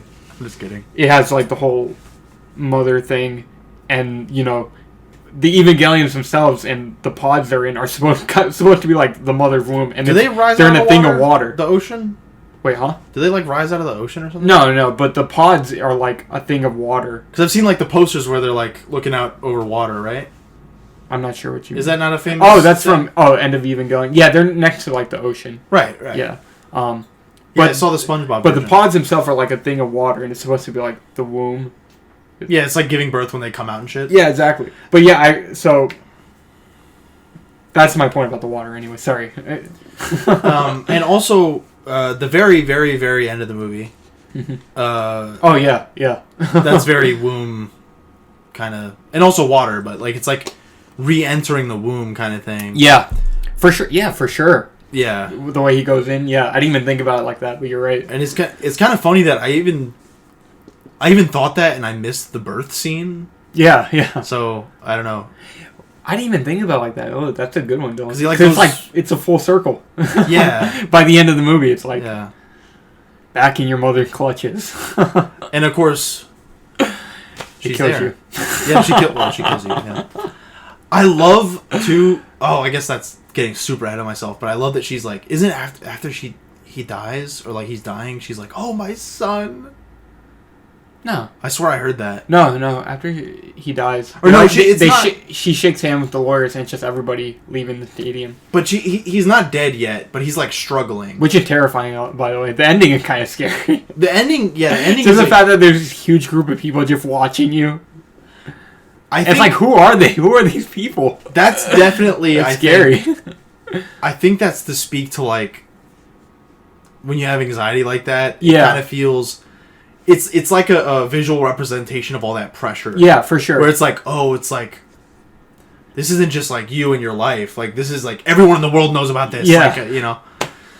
And that is, so, again, to speak about the relatable part, that's also something I'm very afraid of. It's a huge group of people knowing embarrassing things about me. I'm serious. That's it's really stupid, but it's a fear I get. No, I laugh, but I have dreams like that sometimes. Yeah, so that's a good way to frame the ending, I think. and one of the funniest things in the entire movie is them getting up to leave. Yeah. I thought that was fucking hilarious. It was sad. Because once I noticed that, and I saw, like, you know, it's like right after the boat capsizes. Yeah. They start getting up and leaving. And I was like, well, fuck. Because I knew that directed by Ari Aster was coming. I was like, damn. Yeah. Oh, yeah. I was going to ask you that when we got to the end, but I guess I'll just ask you now. Did you know when he blew up the boat and it was just sitting there, did you know, like, oh, this is the end? Like, there's not going to be anything else? Once we got to the Coliseum, I kind of assumed he was going to die. Okay. Yeah, but so when the boat flipped, you knew that was the end. Like, this is the end. I didn't before because it sits there for like a minute before written. I wouldn't say I was gonna like DreamWorks smile and like go like humph and then like leave the theater early because I knew it was over. No. But like I pretty much thought he was dead. Yeah. I don't know when in the movie, but I kind of eventually got the idea that like this is gonna end in him dying. Mm. I don't know exactly when I had that thought. I wasn't sure how it was gonna end, to be honest. I don't know. I figured it wouldn't be good though. Oh, you know what? No matter what, it's not going to be good. The other spoiler was not from Letterboxd. Mm-hmm. The other spoiler I got was from a review. So this is probably on YouTube? Yes. This is probably why I assumed he was going to die. Is because someone online said the ending like negates the whole movie. It makes the whole movie feel pointless. So when they said, I don't know if I agree with that. I don't agree at all personally because it's like saying Uncut Gems is ruined because of the ending. Yeah. But when they said that, I was like, "Oh, it's either a dream or he dies." But I was gonna say, but you know, that is kind of a normie brain kind of thing. That's stupid me saying that, but it's true because Uncut Gems, it was actually like the audience score on Rotten Tomatoes is like 45%, and I think a lot of people were unsatisfied by the ending. I think that's what made it unsatisfying. Because I think people wanted Howard to win, and he has a happy ending. You know what I mean? Yeah. And that's not what the movie gives you at all. Or maybe, like, at least, like, he goes to jail and he gives the mistress all the money or something. Yeah. Because, people can't handle death at the end of a story, I don't think. Yeah. That they really... Unless it's, like, fucking Darth Vader. Yeah, especially when it's, like... And this sounds bad because, like, Howard is, like, an asshole, but you kind of like him, you know what I mean? Oh, yeah! It's like, you kind of you're rooting for him, even though he's not a good person. I actually think... Not even just because of the deaths at the end, but there's like some comparisons to be made for Uncut Gems and BEAU Is Afraid because they both have this element of like you have to be paying attention to realize that you shouldn't like this guy. Yeah. If that makes sense. It's a little more obvious in BEAU Mm. because Adam Sandler's more charismatic and also the movie's fucking normal. Yeah. But I think they're similar in that way, where it's like, yeah, this protagonist that's kind of like, under the surface, they're kind of like... No, I agree. They're flawed in a way that's not cute. Yeah, like I agree. Under the surface. And it's never really addressed, like, by the character, like, out loud. There's no arc that absolves them of any of it. Yeah. They just die. And, like, that was just their character the whole movie. Yeah. So. I think there's one big difference, though. Yeah. In between that and this. I think like this could be seen as a flaw in BEAU Is Afraid. And I remember...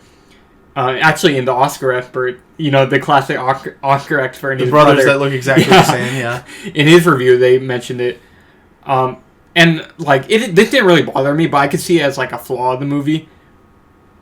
BEAU, like, he's a flawed character, but at the same time, he's kind of lacking flaws in that everything bad that happens to him, it kind of, like, it was all kind of inflicted on him. And his bad traits were kind of inflicted. Can I tell you what I think about that? Yeah. I would love to talk about this with you. So that's an issue that I heard about before I saw the movie. Yeah. So I kind of had that in mind. Whereas with Uncut Gems, it's like, this is clearly all his fault. You know what I mean? Yeah, this is... but I think the difference, and I think I give BEAU a little more credit. Mm-hmm. Well, I don't even necessarily think it's bad, because for me... And I'll get more into this later. I feel like it's kind of... Like how I said, the movie gives you like an obvious interpretation at the beginning, then kind of changes. I think part of it is because of this interpretation, which I'll get more into, especially probably when we talk about the ending. But I apologize for cutting you off. No, you're fine. I do have a lot of problems with the movie. Mm-hmm. You have a lot. I have a lot of problems. I have a ton of problems. Ari Aster is a a hack. is a. I was trying to think of another word that's not hack because you said hack. Anyways, no, I'm joking, but I have my issues with the movie, but that's one thing that I think was very deliberate, because I think the movie wants you to empathize with him at first, and by the end of the movie look back at BEAU as like not a great guy. Like I think this is how I don't know if I personally agree with that, but continue. Because the movie is from very much from his perspective, right? Yeah. So that means it's kind of like in real life, like whether you admit it or not, like.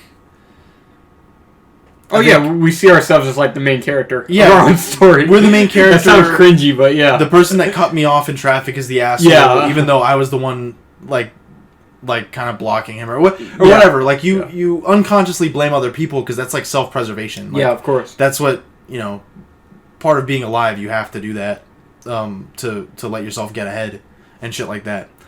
So I think part of it is the forced perspective of the movie shows you that BEAU is like, oh, but Mom, the keys, like, I lost the keys. Even though that's objectively in the movie as shown is not his fault. Yeah. I don't know if that's the literal, version of BEAU.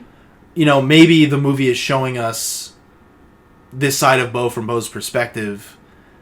But then I think towards the end of the movie, I think the mom gives, like, a compelling argument as to why BEAU is, like, kind of a piece of shit. Yeah.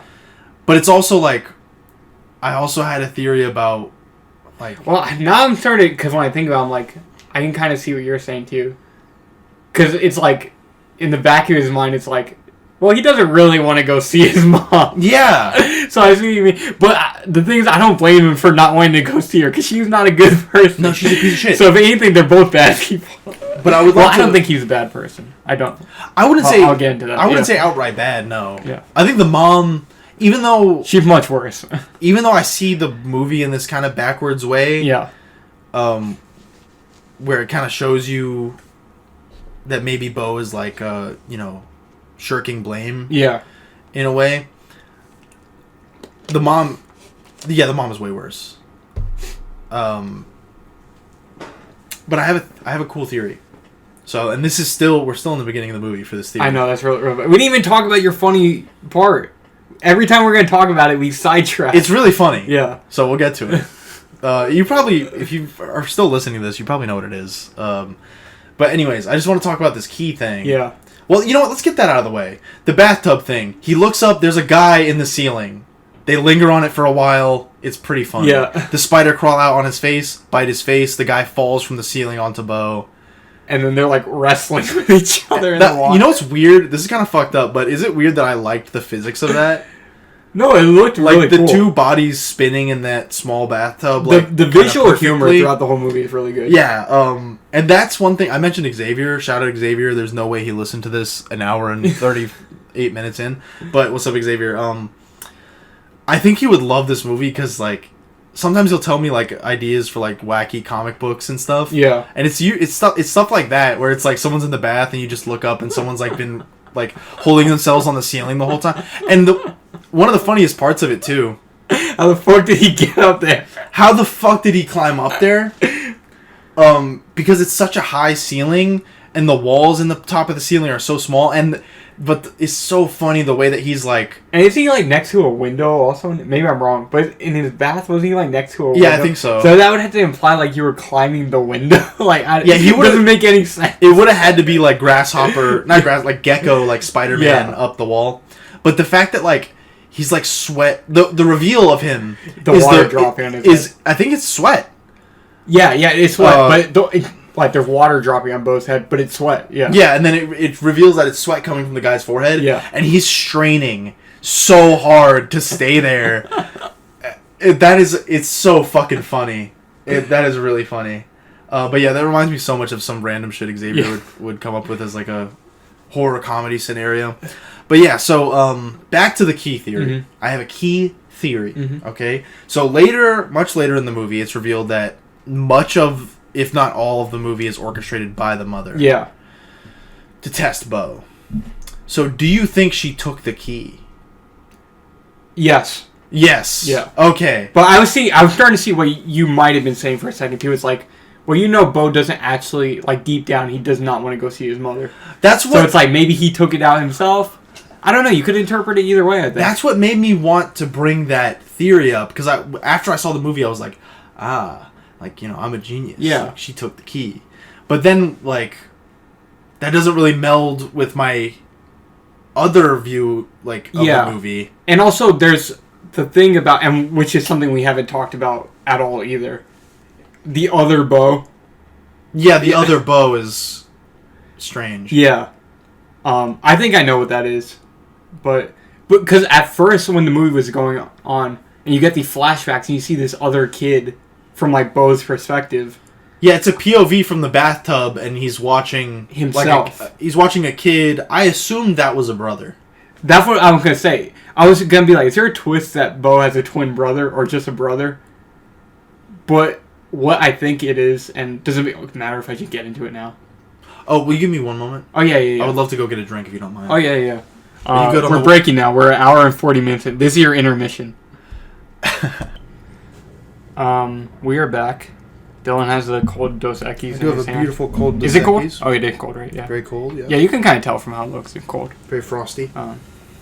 And I have my water bottle that Dylan gave me. Nice Kroger purified water. Yeah, Dylan gave it to me. Here.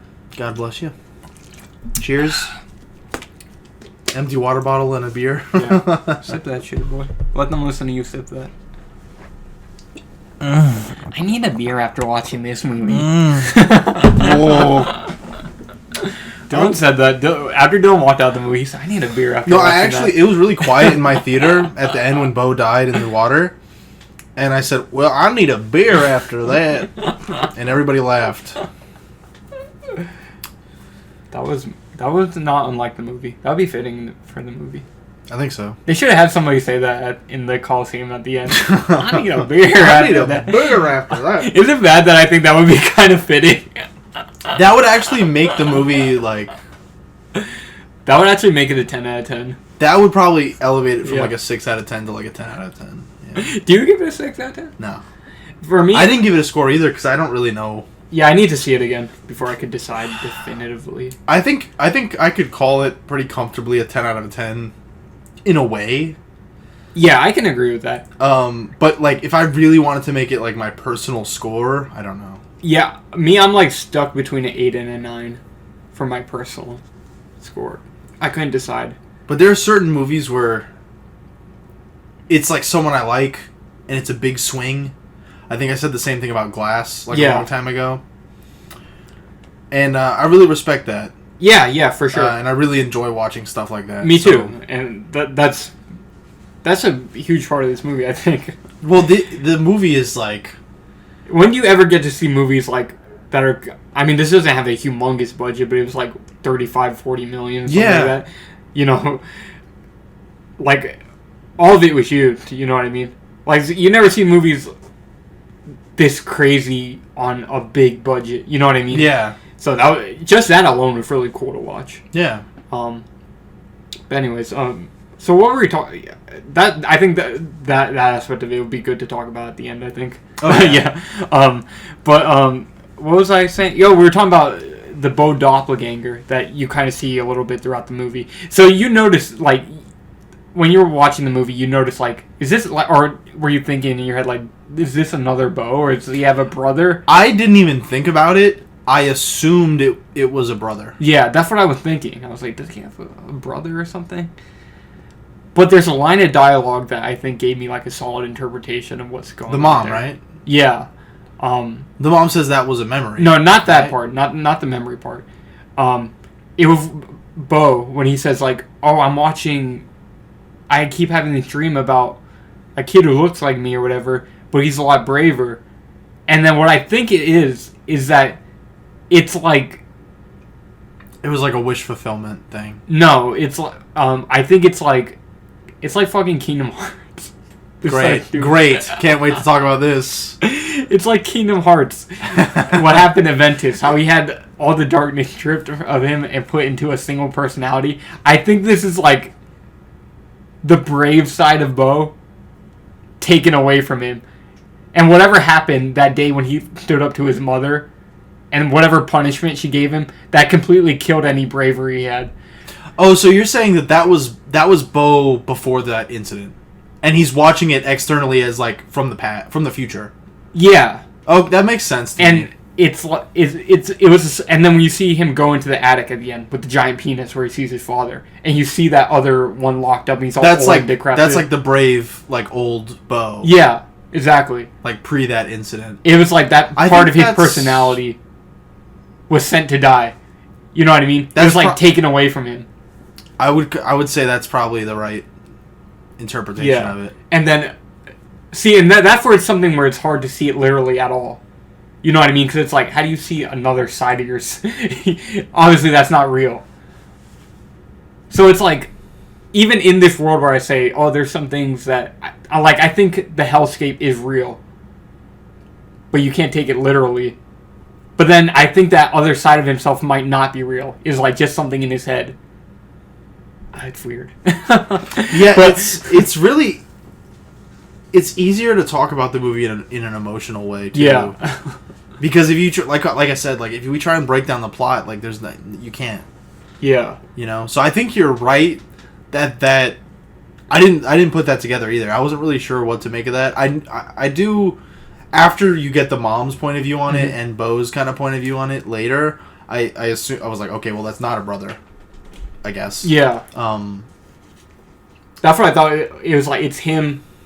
It's like a part of his personality that was locked away. Yeah, like it makes a lot of sense to me what you're saying. Like him in the bath, and that's kind of like the womb thing too. Is like that's the BEAU that's like reclaimed by his mother, in the bath. Like, in the womb, kind of. And he's like reclaimed by the mother. And then, like he's watching that dream is like the last moment he had where he was like had his own agency. Yeah, exactly. Yeah, that's smart. I dig on that. Thank you. Yeah. Good. End of review. Good. No, but yeah, that's what... Closes folder. Turns off computer. So his mother kind of like locked away that part of him. Yeah, there was a point where he was like... Because she was lying to him about... Because the dream that he keeps having, and he mentions this at the beginning, during the therapy session, is he's watching himself as a child stand up to his mother, asking about what really happened to his dad. Because I guess even because it sounds so stupid, like, oh, he died while coming inside of me. I guess even him as a kid is like, that can't be real. You know what I mean? Well, someone asked him at some point. The fake sons. Yeah, later. They're like, oh, how are we born? How were we made? And that's when the whole... Well, that's super getting it ahead of ourselves, kind of, because we haven't talked about that aspect of the movie at all. At all, yeah. But that's when they realize that they have to be fake. Yeah. Because he's never cummed. Never spermed. Yeah. But yeah, I think we can finally talk about those people's house that we have not talked about at all. Okay, so yeah, finally, even though we've kind of jumped all over the place, but why does BEAU go back outside into the street when he gets hit by the car? Because that guy is in his fucking apartment and landed on him. Oh, that's what... And then he runs out. Yeah. Okay. And he's naked. So yeah, he runs out. He's naked in the street. He has giant nuts. Yeah. Oh, which was funny too. When you first see him get in the bathtub, you see like his nut dangling a little bit. I was like, what the hell? Until later, I thought he had a huge cock, which I think would be funnier. I feel like that wouldn't make sense. Though. It would confuse things. It wouldn't make sense with the not nutting thing. Like, it makes more sense that you're balls. No, of course that makes sense. But just to have a character like this have a huge cock, would be pretty funny. So that's kind of what I thought at first. But then later they confirm, and you see his balls like kind of when he's getting fucked, when he's had sex. But that was pretty funny. Just like the glimpses you get of his ball sack before. And they mentioned that when he finally wakes up in I forgot the name of those characters' houses, but the people who rescued him, who hit him by the truck. Yeah, kind of the family. Yeah, and he came stabbed by the birthday boy stab man after he got hit by the car. But they take him in. He's a surgeon. Nathan Lane's character. What's one thing that's funny to me about that part? And like I said, this is kind of like zoom out a little bit. This is also kind of the moment where I got a better read on the movie because these characters kind of feel more real, but also like they have this weird fakeness to them. But especially the husband, the dad, yeah, which kind of lines up with what happens in the movie. I think it's weird. I would have to see it again, I guess, to really think about this, but it's pretty much confirmed that the mom is directly in contact with them. With who? That family. Oh, yeah, for sure. Because you see later on in the movie, the husband, the dad, he's in that big painting of her that's made up of the employees. Right. He's there. But the strange thing about it to me is that the mom kind of wants to help Beau. Yeah, so I wanted to talk about that. I don't think she... I'm not going to get into it all the way, but real quick, right? Not as evil as the husband. Anyway. So it's weird to me, I guess because the dad is really the one that's like really in the pocket. Yeah. And then the mother is the one trying to help him, and then the one that tries to kill him. So I guess everything the mom does was like not on the books. Yeah. Like she was going off script, but the dad was like doing exactly what he was supposed to. I agree. I didn't really even like fully get an understanding of that until like right now. And I feel like that mom is supposed to kind of mirror, or maybe mirror is not a good word, but parallel. Yeah. Mona Wasserman. Right. In her motives and whatnot. Because you get right away, you know that, was that face about what I said or about... The face was about me falling. Okay, I wasn't sure. Out of my chair. I wasn't like I said something crazy or not. I wasn't sure. I was really trying to get my leg up on my knee and I couldn't do it. I couldn't tell what the face was. But please continue. Because you find out right away that, their son died. Yeah. And they kind of take in Beau as like their new son. And I think that's the reason she wants to help him. Yeah, like she kind of maybe she's kind of like a less evil mom. Who knows how who knows how aware of the situation she is? Yeah. And at what points she knows what? Mm-hmm. You know what I mean? Yeah. Like maybe at first she thinks that this is a real. Was she driving? Didn't she say she was driving? She was. It's so this movie is so confusing, right? Because like I know this is pointless, but I just want to do it to demonstrate like how the movie makes no fucking sense, right? Mm-hmm. And not that that's even a bad thing. I'm not trying to like, Beau is afraid exposed right now or anything. I'm just saying like this is to demonstrate how fucking absurd the movie is. So she's the one that hits him with the car, right? Mm-hmm. But then it's also implied that it was an accident. But then the husband is clearly like an employee of the mother, and they're all but almost everybody in Beau's world is an employee of the mother, though, I think. That's true. Yeah, so it's like but no matter what you do, you're gonna run into somebody. I don't just mean like who's in Mona Wasserman's pocket. I don't mean they just work for her company, but I mean like he's doing her dirty work in spying on Beau for her. Yeah. So in that I'm not like the therapist. Yeah, in that way. So was the mother tasked with hitting him with the car? Did the mother contact them afterwards? Like I don't think so. What I think personally. I'm not saying this is like you should have to make sense of this, but I'm just trying to say like I don't know. Like nothing I see what you're saying. Nothing makes any fucking sense. But what were you gonna say? What I think it more so is that like everybody is in Mona Wasserman's pocket, so no matter where he ended up, it would have been a similar situation. You know what I mean? It's kind of like North Korea, I guess. Where it's like you know that if anything happens in relation to Beau, that you're gonna have to answer to the mom. Yeah, exactly. Yeah. So it's kind of like that. That makes sense, but that also speaks to it being like fake. Yeah. Even more, even though North Korea is real, I guess. But you know what I mean. In the sense that it's all wrapped around Beau, too, and the mom is like this warmonger. Yeah, I saw somebody, and I haven't seen this movie, so I can't really speak to the full comparison, but I did think about it after the movie, though. Truman Show. Oh, I've seen this, yeah. There was definitely, points where I thought about it. Yeah. I ran into my mind during the movie just because I know what the Truman Show is. I still haven't seen it, but It actually, so there was kind of that moment where I was trying to think of like, what does this movie remind me of? And I was at a point in the apartments, and for some reason Truman Show sprung to mind, and I think it was probably because Bo in that scenario feels like the only real person. And the only movie I can think of where everyone's fake and one person's real is like The Truman Show. Yeah. But then I was like, well, like, it has that weird feeling to it where it's like everyone's fake but Bo's real, but like, I don't know. And then it turns out that the movie is him being surveilled the entire time. So that it's like, the connection is even a little more true than I thought. Yeah. It's just the ends are different, I think. No. I mean, I haven't seen Truman Show, so I can't really... He drowns at the end. Does he really? No. Oh, no. No, I didn't mean the ending of the movie. I mean, like, in Truman Show, from what I can tell, anyways, again, I haven't seen it, so shame on me. But it seems like Truman Show is more like a thing about, like, reality television, things like... You know what I mean? Yeah. Whereas this is more, like, about obsessive parents. Yeah. Or at least an obsessive mother. It's not really, like, the obsessive public or... You know what I mean? Or there's very little to do with family. Or voyeurism. Yeah, there's very little to do with family and...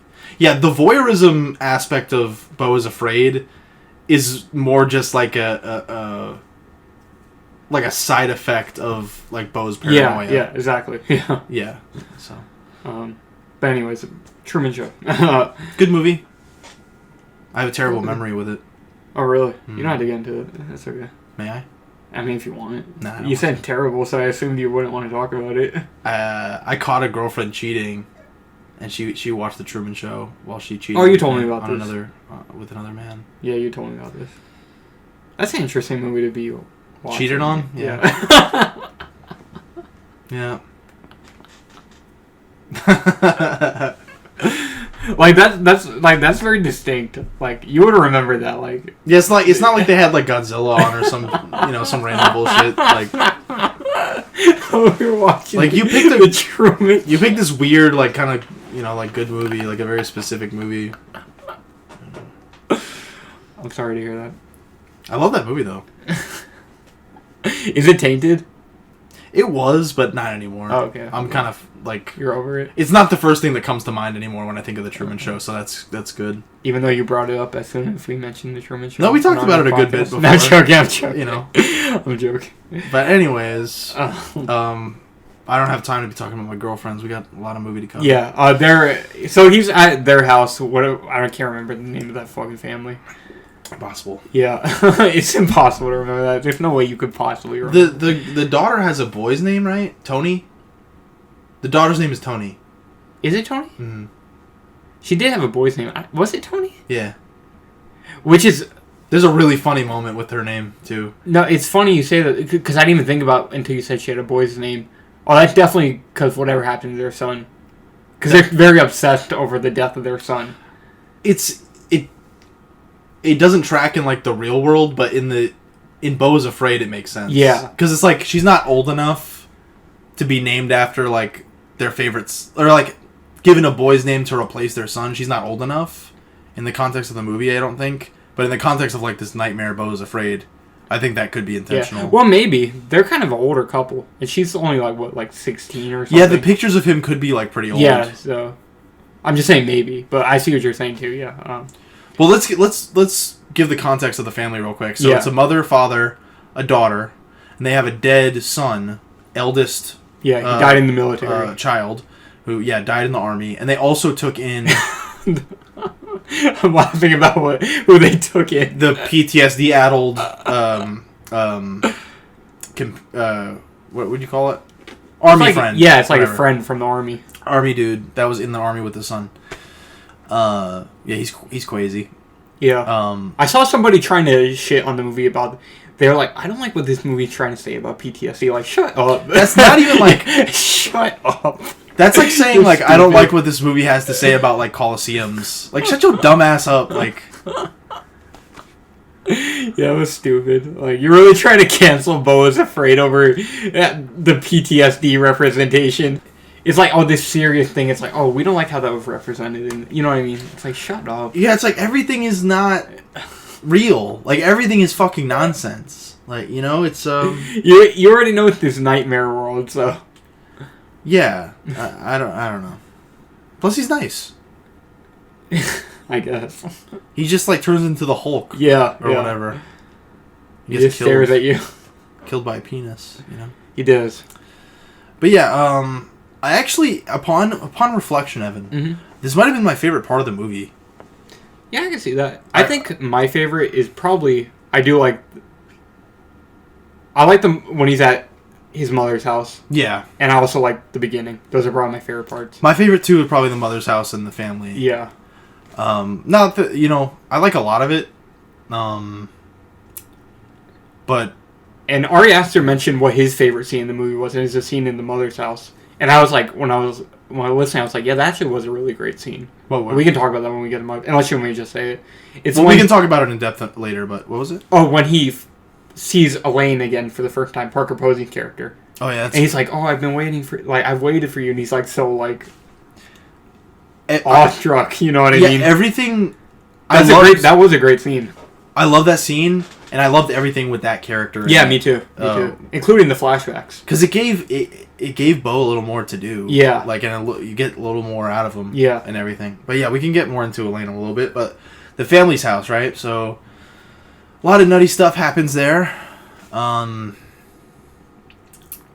Where to start? Yeah, so Beau's like bedridden. They're trying to help him heal, and they're kind of this. The dad, especially, I think you mentioned this earlier, is like super like kind of sitcom-y. Yeah, like, or maybe not even sitcom-y, but definitely like a try-hard like baseball dad. Yeah, and, you know, shit like that. Super try-hard like suburban dad, and at first, they almost didn't come off creepy to me, but of course they are, like, pretty creepy. And especially when you start to see, like, the weird stuff about the mom. And I really liked the incriminating yourself line. Oh, on the napkin? Yeah, because at that point, it's like, what the fuck does that mean? No, me too. I was wondering the same thing. Because of course you do have a literal trial later. Yeah. But it's not like why would I know that? Yeah. You know, I don't know what the fuck. Like, that's such a good, and the fact that is something that's really fucking crazy and absurd actually has a payoff later. Yeah. Even though it's still kind of an abstract kind of way. So I appreciated that. I agree. A lot. That's a good line. And he's like, what does this mean? He's always whispering. He's like, what does this mean? And she's like running out the door. Yeah.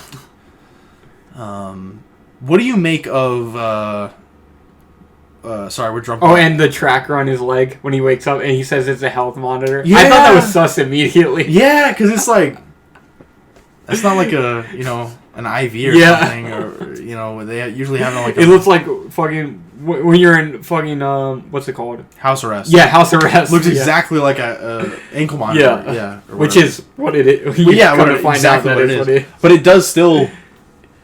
He wasn't lying. Yeah. Lie of omission, I guess. Yeah, because it did track his vitals, and it also can like electrocute him, incapacitate. That was one of my. I don't know if I want to say one of my favorites, but I love that part where like when the PTSD dude attacks the fucking forest. Yeah, well, specifically, like very specifically, the moment where he's being what is he being shot with, or what is he being hit by? What's stopping him? I don't remember the PTSD guy. Is he being shot? I forgot. I know the guy that got a big laugh in my theater too when like you know that big fake like. Oh yeah, something. You know that big fake theater camera? Yeah. That the guy was spinning as like a prop? Yeah. And then he reaches into it and grabs the gun. That got a big laugh. That got a big laugh for me. I think that guy shot him maybe. I can't remember what stops him. Maybe it was darts. I don't remember. But yeah, you're right. Something's. But anyways, he falls down and he's incapacitated and he's kind of like, you know, you can tell he's done. He's maybe not dead, but you can tell he's like. Yeah, because he has a big death scene later. Yeah. Well, he's about to be passed out or something. And like the way that the momentum of his finger like it goes from his body falling to like the momentum of his finger to plant on the button to electrocute BEAU. And I thought, I don't know, just the way that they did that was good. I don't know, it was weirdly satisfying. It was cool. It was satisfying seeing BEAU get fucking electrocuted. And I was like, yes, like we get to watch Joaquin like writhe on the ground. I can't wait. But anyways, back to the cool family house. Yeah. What else you got? A ton of stuff in there. What else you got in there? So he's sleeping in the daughter's room, which he's resentful of. Yeah. And so there's more of the obsessive parent thing, and more specifically obsessing over your son. Because like we said, it's like they immediately try to... Well, at least this is how the daughter sees it. And I guess maybe it's true. Try to make BEAU like their son. They give him like the family pajama thing and everything. Which is in all the posters, the pajamas that have BEAU written into it. Which that's a great visual. Yeah, it is. I love those like embroidered pajamas. I can't wait to get a NECA figure of BEAU in the set of pajamas. Yeah, that's coming for sure.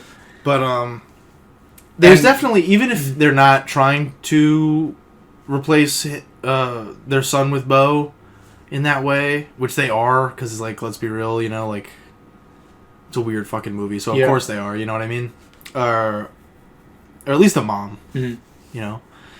But there's also like divorce from that completely. They're also shading her by not giving him the son's room. Yeah. So they're kind of like they're replacing her by putting a man in her bed, in a literal sense, and also not. They're still like putting the dead son first because by not giving his room up, which she mentions. You know, she says that in way less words than I just did. She basically, you know, she said we have a free room right there. Yeah. You know, so that's like that was one of the most normal parts of the movie. And I don't think I'm tripping here. Also, the dinner table, didn't it only have 3 seats? You might be right. Yeah. That's remember crazy. when BEAU first comes to eat with them and she makes them all pray? Oh, and she's like coming home from school. Yeah. Or it was Saturday, I guess they say. Yeah. Or something. But isn't there only 3 seats? I think you're right. and they pray, and they had like the picture of the sun and everything. Like it's of course it's ridiculous. That made people laugh too when he like first wakes up and he's walking out of their house, and I don't remember what it is. They have some like.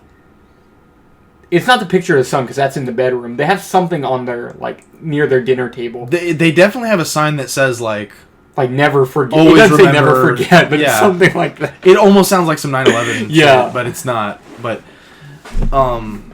one thing that made me laugh out loud. No, I felt bad because I was alone. I saw the movie alone, but there was a good chunk of people in the theater. And it just made me feel dumb because like. It's the part where the mom is building the puzzle, like the custom puzzle of like the dead son's picture. That made me laugh out. That was one of the few times in the movie where I laughed out loud, and I completely alone. Nobody laughed. Nobody laughed except me. I thought that was funny too. I really liked that. That was funny. So yeah, they're completely. It just reminded me of because wasn't something like obviously it's there in the movie, but I didn't really tie it in. Like of course, more obsessive parents. That kind of ties in with what's already going on in the movie. But yeah. What else are we talking about here? Well, Nathan Lane's character made me laugh too when he's always like, "What's up, man? What's up, dude?" Like, yeah, I thought it was funny. Yeah, like what he's so goofy. It's like you say, he's kind of like a sitcom dad. Yeah. And he's always like. Sometimes there's like a little bit of like I don't. Want to say the wrong thing and get canceled. But he says like kind of like in like a black kind of way sometimes. I can see what you mean. Like he's like, listen, my brother. Yeah, he does say that. He says, my brother. Yeah, no, you're right. Hey, do you know that's Timon's voice actor? Is it? From The Lion King? Yeah. Oh, God bless his soul. Nathan Lane. JonTron himself. JonTron. People would always say like back in the day that Timon and JonTron sounded the same. I guess they do. Maybe. It's loud. Yeah. But yeah. Could JonTron play this role? I will say this, okay? JonTron... I don't know how to do the meme. JonTron could play BEAU, but Joaquin Phoenix could not make Starcade. Sure. Okay? Joaquin Phoenix could not make Daikatana review. I meant could John Tron really play the dad, but he could play BEAU. Oh, play the dad. No, he couldn't. The voice thing. He couldn't play the dad. No. Oh, well, okay. But yeah, there's. I don't want to blow my big BEAU load too quick, so. I feel like I've done that a couple times already. Well, sometimes you have to get into it. You have to get into it sometimes. But I don't want to skip to the daughter has some good stuff. Yeah. Well, I feel like all the good stuff here with the daughter, for me at least. I like the best stuff. So is there anything we should get into? Of course, the security camera thing. Yeah. And the call to the lawyer. Is there anything about the call to the lawyer that you... Well, the lawyer's like... Because he wakes up there, and he finds out, oh, he's been asleep for 3 days in a coma after getting hit. And the lawyer's like guilt-tripping him. Like, why the fuck are you? We're waiting to bury you. That's another moment. You're a terrible person. I think that dialogue was written really well. Yeah, yeah. Because it was very... Like, not only would a lawyer never say this, but, like, a person would never say this. Like, he was like... What did he say? He was like, BEAU, you're bringing great shame to yourself. Like, shit like that. And it's like, no one would ever fucking say that. And it kind of also reminds me of what I was saying earlier about the movie goes out of its way super hard to make BEAU... what's the word? You know, like, not culpable for anything at all. Yeah. Because it's like, of course, it's like... He got hit by a car and stabbed and just woke up from that.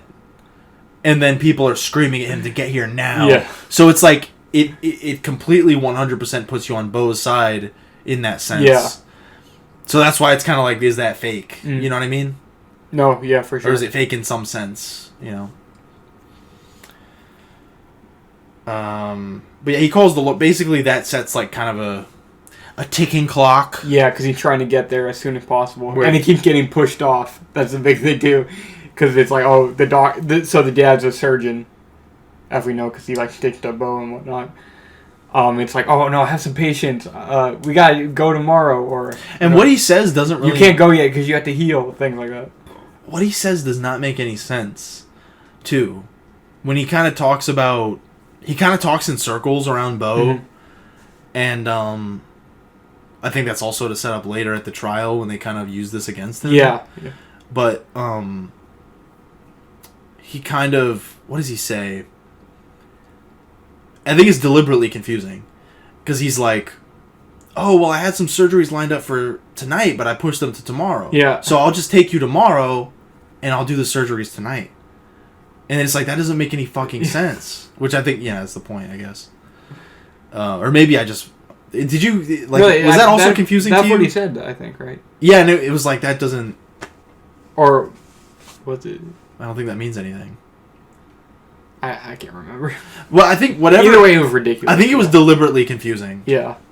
Which was also kind of, like, dreamlike. I've definitely had dreams like that where it's like, oh, yeah, I gotta leave. Like, I have to leave now. Like, I forgot I have to leave. Yeah. And then, like, I just stay there. And then I just can't leave, and I don't leave. And then I just keep... You know, it's like this weird... I have a bunch of weird stress dreams. Yeah. I think that's... This... If you ever have, like... Not nightmares, but, like... I think this is a stress dream movie. Yeah, that's a good way to put it. And I saw it being called a Nightmare Odyssey, so it's like... I feel like that's similar. I think this is way more comparable to, like, a stress dream. Yeah. I don't know.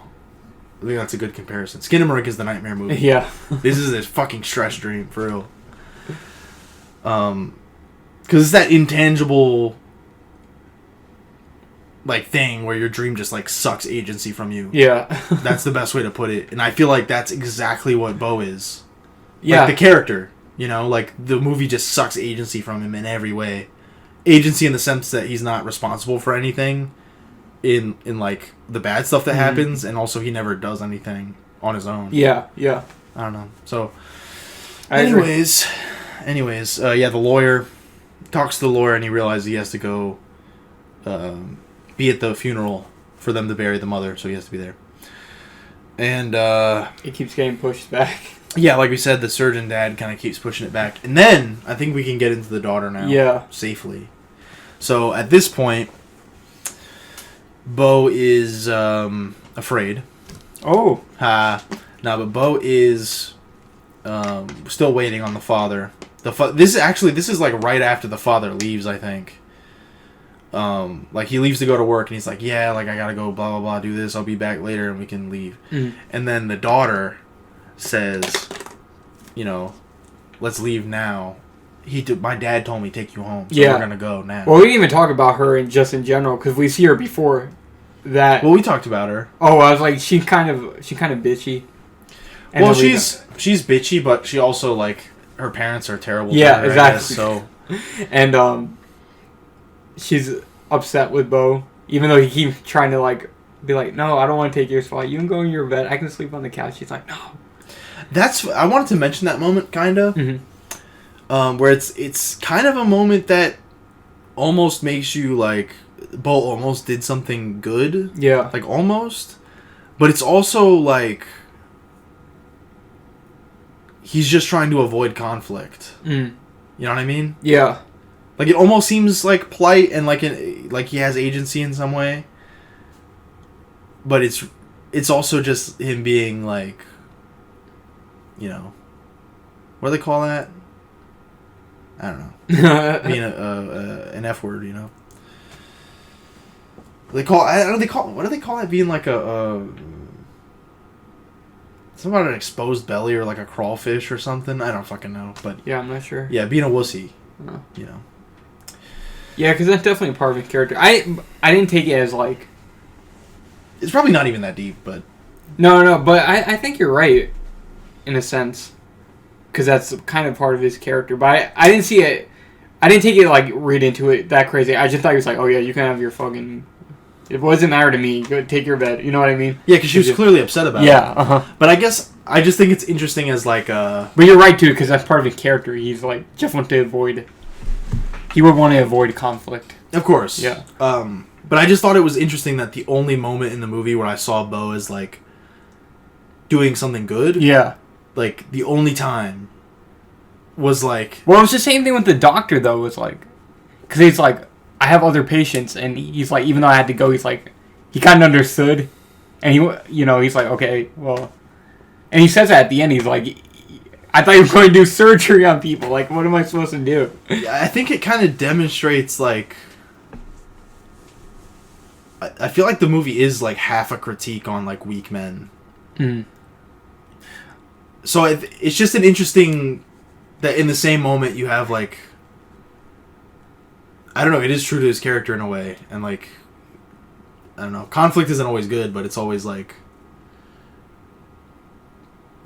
when you avoid conflict your whole life you become Beau. Yeah, I guess. Yeah. So I don't know that moment, even though it's a small moment, it really stuck out to me. I guess because it reminds me so much of myself, where I would like. In too many words, kind of like try and apologize and be like accommodating and try and... Yeah, me too. I can relate to that. Yeah, so... That really like... Because I am a weak man, so... Yeah, that's what I'm saying. Like, it kind of like hit me and I was like, oh shit. Like, in a way, you know. But yeah, later she says, oh no, I'll drive you to fucking wherever you need to go. And she's like the only... I guess, what's her name? Elaine. Elaine seems pretty normal and pretty like a real person. Yeah. She's a manic pixie dream girl. Yeah. You know? Yeah. She seems pretty normal. And also the daughter seems pretty normal. Like she's pretty... I don't know if I call her normal. I would call her normal. She's like... She kind of like we mentioned how there's like a heightened reality. She kind of like... Her teenage evil girlness is like heightened. I would agree with that. But the way she reacts to things, like the way she tells her parents, like, we have another bedroom. Yeah, like, my brother's dead. Like, you can... That's my fucking bed. And then when they get in the car, right? So she says, you know, they're kind of like tricking Beau, and they're going to try and pull a little prank on him. Yeah. And she's like, well, just come now. We'll go now. And then once they sit down in the car, I don't remember what the friend says exactly. She has a friend, the daughter, and she says, like... She says, like, oh, is he okay or something? And she's like, I don't fucking care. He puked on my computer. Like, he just puked on my computer. Yeah, because he saw the video of Elaine. Right. And he found out that she worked for Mona Wasserman. Yeah. That was a reveal for him too. But I just think like no other character acts like that in the movie. Yeah. Where they actually, no one acts like they understand what's going on except for her. Yeah. And the mom, of course. No, I can see what you mean. If that makes sense. And you know, they're always recording him too. Like throughout, she's always recording him. You don't really find out why. Do you make anything? Of that? So this is another moment, Evan, where it has come full circle. I mentioned earlier the police thing. Mm-hmm. I think this is the same thing. Where it's like, because they're threatening him, right? Yeah. They're saying, well, they try a few things. They're like, Bo, you have to smoke this. Yeah. And it was, honestly, that was a pretty funny line, too, when he's like, what's in it? And she's like, 3 things. It's 3 things. That's pretty funny. But anyways, they try a few things to get him to smoke it, which is, at first they're like, we'll take you home if you smoke it. And he's like, no, I'll just wait for your dad and whatever.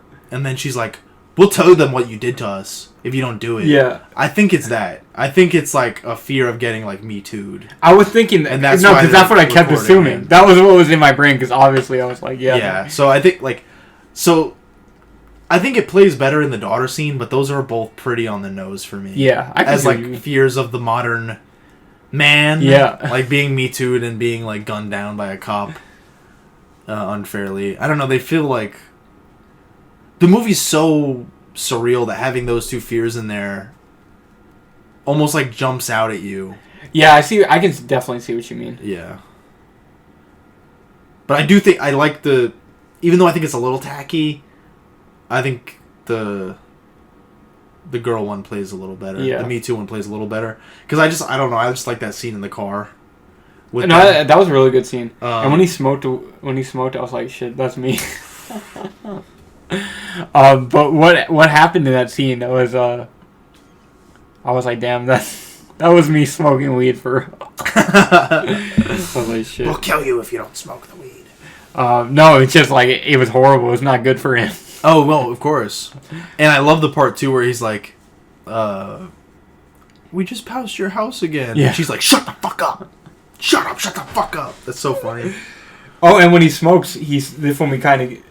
I think you see it a little bit before, but you get more into the cruise that he was on as a kid. Oh yeah, because he sees it when he's high as fuck. I love the cruise part too because it's like a fucking break.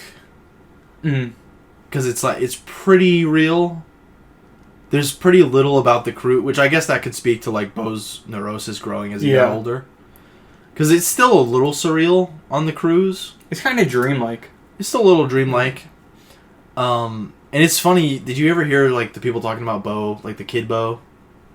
What do you mean? Like being CGI. Like people were like, oh yeah. Like, people kept thought thinking he was like deep fake child Joaquin Phoenix or whatever. I don't know if it was the kid's makeup or what. He does look. He doesn't look real, especially in the movie. There are pictures of him in real life. That was probably deliberate, I guess. Yeah. But he looks like airbrushed. Yeah. Yeah. And just that visual of like him and the mom on the cruise ship, it looks so. That's one of the things where, in the trailers, the animated stuff really turned me off. But the things about like young Beau on the boat, the way that looked, I don't know, it looked really, really gripping, and the imagery of him in the, what's it called? The pajamas. The pajamas, yeah. But yeah, that's a whole different thing. But anyways, the cruise ship. You want to talk about the cruise ship? Yeah, because it's pretty important. Oh yeah, I would say is when you see how he met Elaine. You sure do. And you also find out more about his dad and his disease, quote unquote, and his mom. And in this bit, the mom seems so like obviously the when they're in the bed together, the way she's talking to him is like pretty weird. Yeah, it's a little strange, but it's also like it never crosses any line really. No, it's not like it's not like abusive or it's sexual. It's kind of weirdly sexual. I mean, it's not. It's not sexual, but it has weird sexual tension. Yeah, I would agree with that. It's sexual in the sense that it's like she's in love with her son. Yeah, you shouldn't be talking that intimately with your son. Yeah, and I think it's because we haven't up until this point we haven't seen too much of the mom. You kind of get that like from the phone calls and everything. It's like, and his therapy sessions, like he lives kind of in fear of his mother, and there's definitely an obsessive aspect of it, and I think you get more of that here, where it's like she's like, I don't know, she's like telling him the things, but it's kind of manipulative. I think the strange thing about it to me in the cruise ship is that what she's saying is like weirdly intimate and whatever. Yeah. But I feel like it's weirdly like mostly encouraging. Like she's saying like, yeah, but it's like, but it's for not. It's for not. It's putting him on this weird pedestal, but it's also like she's saying like, oh well, if you want, I saw that girl, she's very confident. If you want to, go talk to her, you should be confident. Yeah. It's like, it's pretty encouraging. Yeah, I agree. But it's like, I feel like it was her who took it away. You know what I mean? Do you think maybe like she fired the mom? I'm not sure what happened. Because that was like her cruise ship, like for her company, right? Yeah. Oh, maybe. I don't know. I could be wrong, but I think it was. So it would make sense. Maybe there was some like cruise where they were all like also kind of working or something, and she fired them. I'm not sure. Because she was like, yeah, but they're taking me away. Maybe. But I agree with you though. I thought it was like, based on how the mother is, like, especially lying to him, but like, hey, you can never nut or you'll die. See, that's a pretty serious lie. Yeah, it's like you would think she wouldn't really want to be encouraging to him when it comes to girls.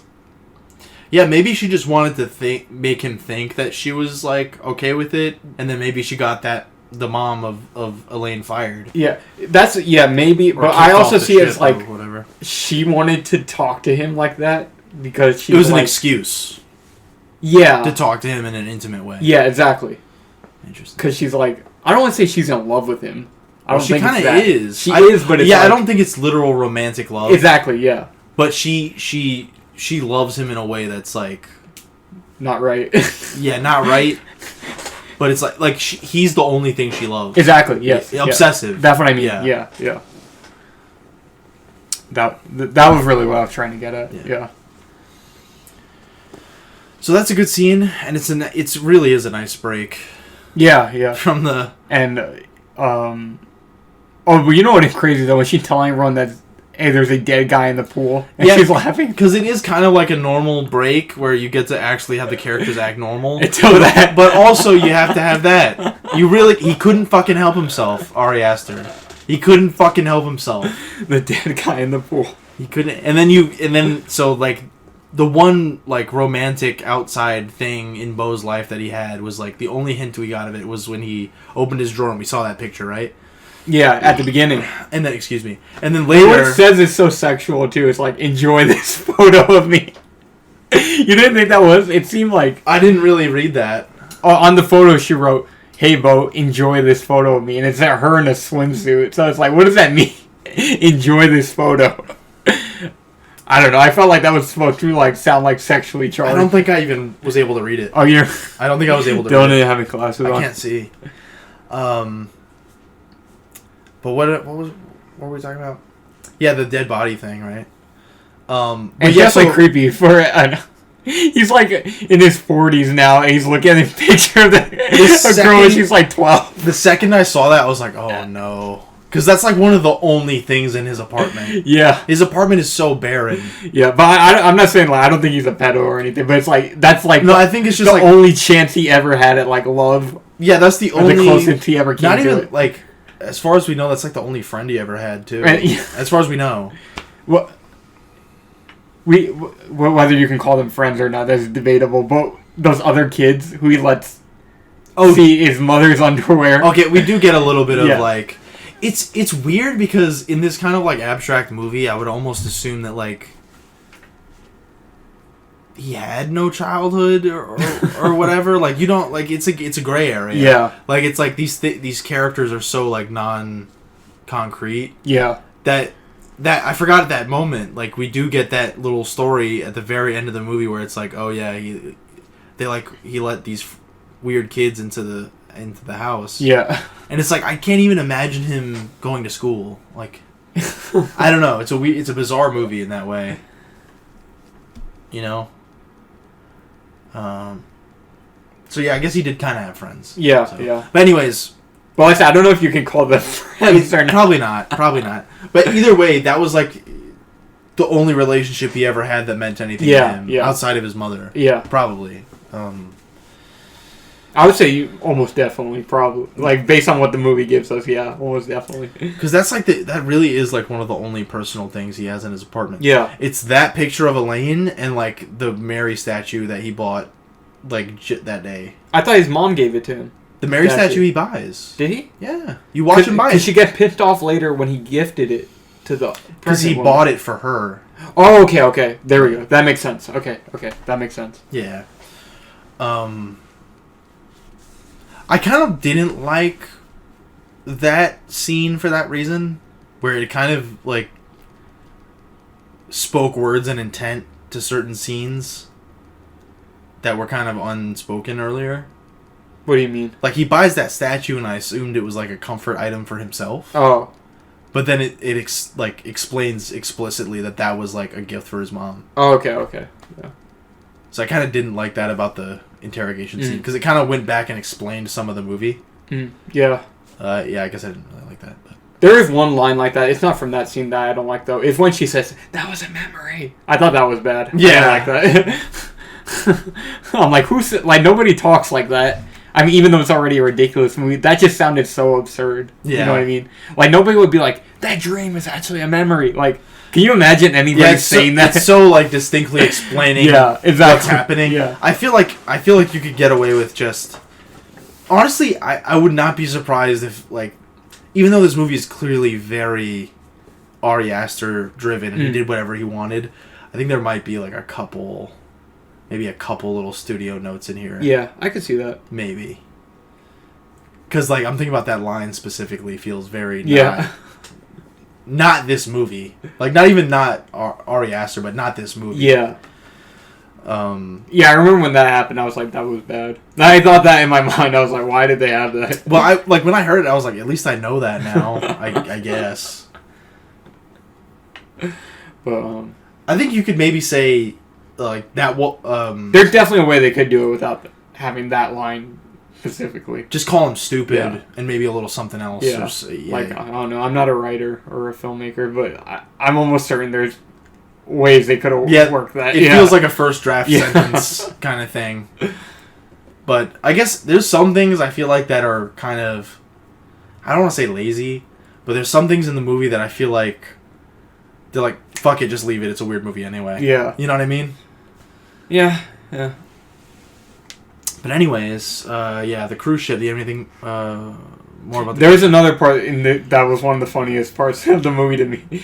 When, we didn't... So him and Elaine, like, they kiss or whatever. It's like, oh, that's the only romantic thing he's ever done in his life. When they kiss by the pool. And later, after that, because they had to leave or whatever, because the mom, Elaine's mother, takes her away. We don't ever find out exactly why. We kind of theorized a little bit about maybe what happened. But it's funny as fuck when Elaine breaks into Beau and Mona's hotel room. Oh, we didn't mention also they sleep in the same bed too. Which he's a kid, so it's not that weird, but it's a little weird. And there's also one bed. He's old enough where it's like, it can be seen as a little weird. Yeah, you maybe need another bed. Yeah. But it's like there's one bed, but it's also like... You probably own this boat, so you could probably... Yeah. Yeah. Exactly, yeah. When she breaks into the room and she goes to wake up Beau, and the way he screams, I don't know if you remember, but he screams like a complete pussy. He's like, ah! Like, I can't even replicate it.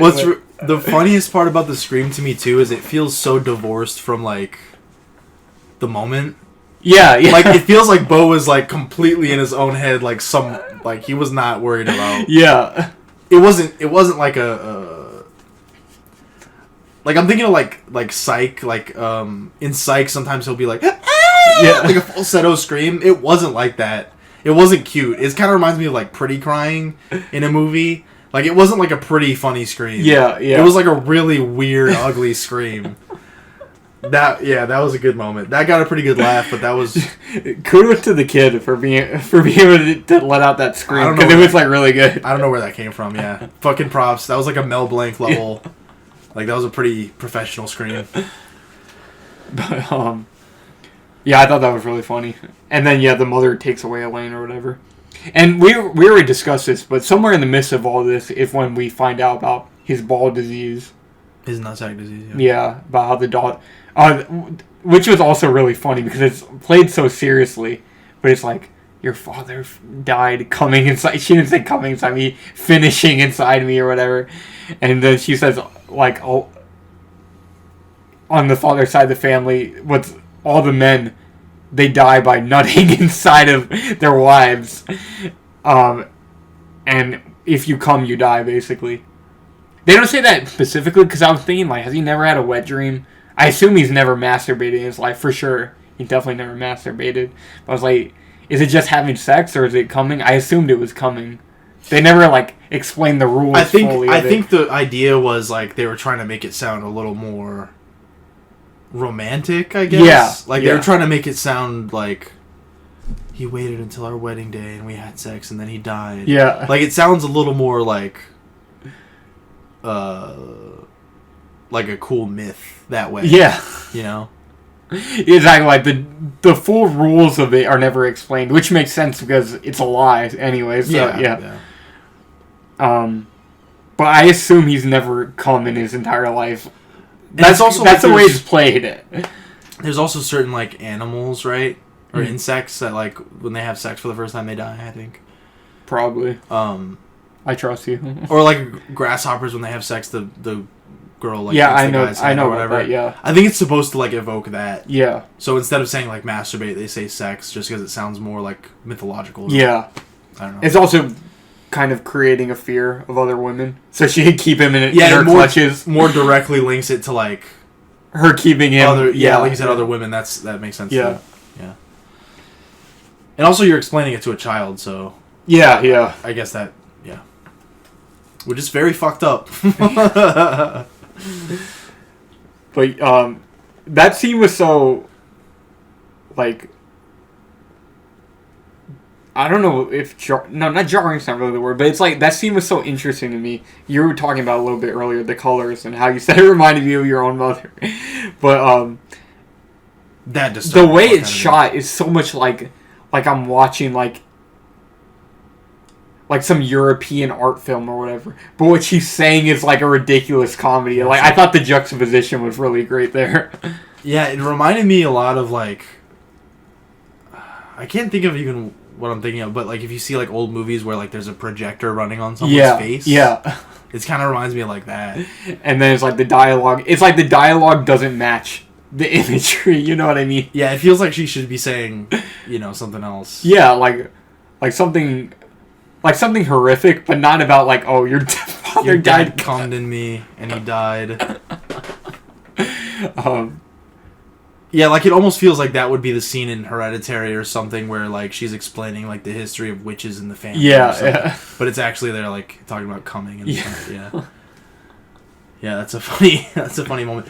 Every time, I won't say every time, I guess, but there's a few times in the movie where like I'm trying to think of like I guess when Elaine is talking to BEAU later in the movie, and then like the two scenes of the mom talking like at night or whatever to BEAU, it felt like so I don't know, it reminded me like ASMR or something.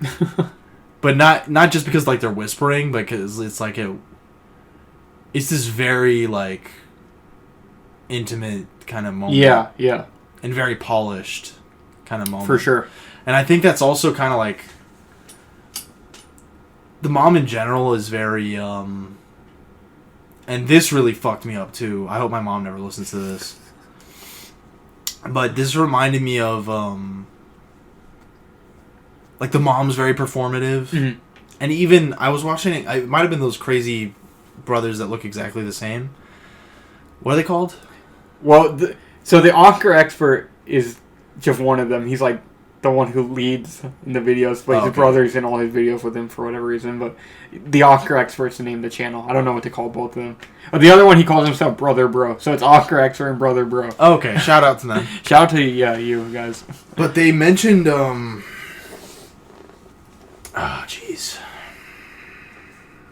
I lost it. It was something about the way that the mom is like performative to the son, and then later in the movie, Beau, like, she calls Beau out for like acting like an ineffectual, like, perfect son that loves her so much, and something about that fucking like hurt me. Because I remember once, right?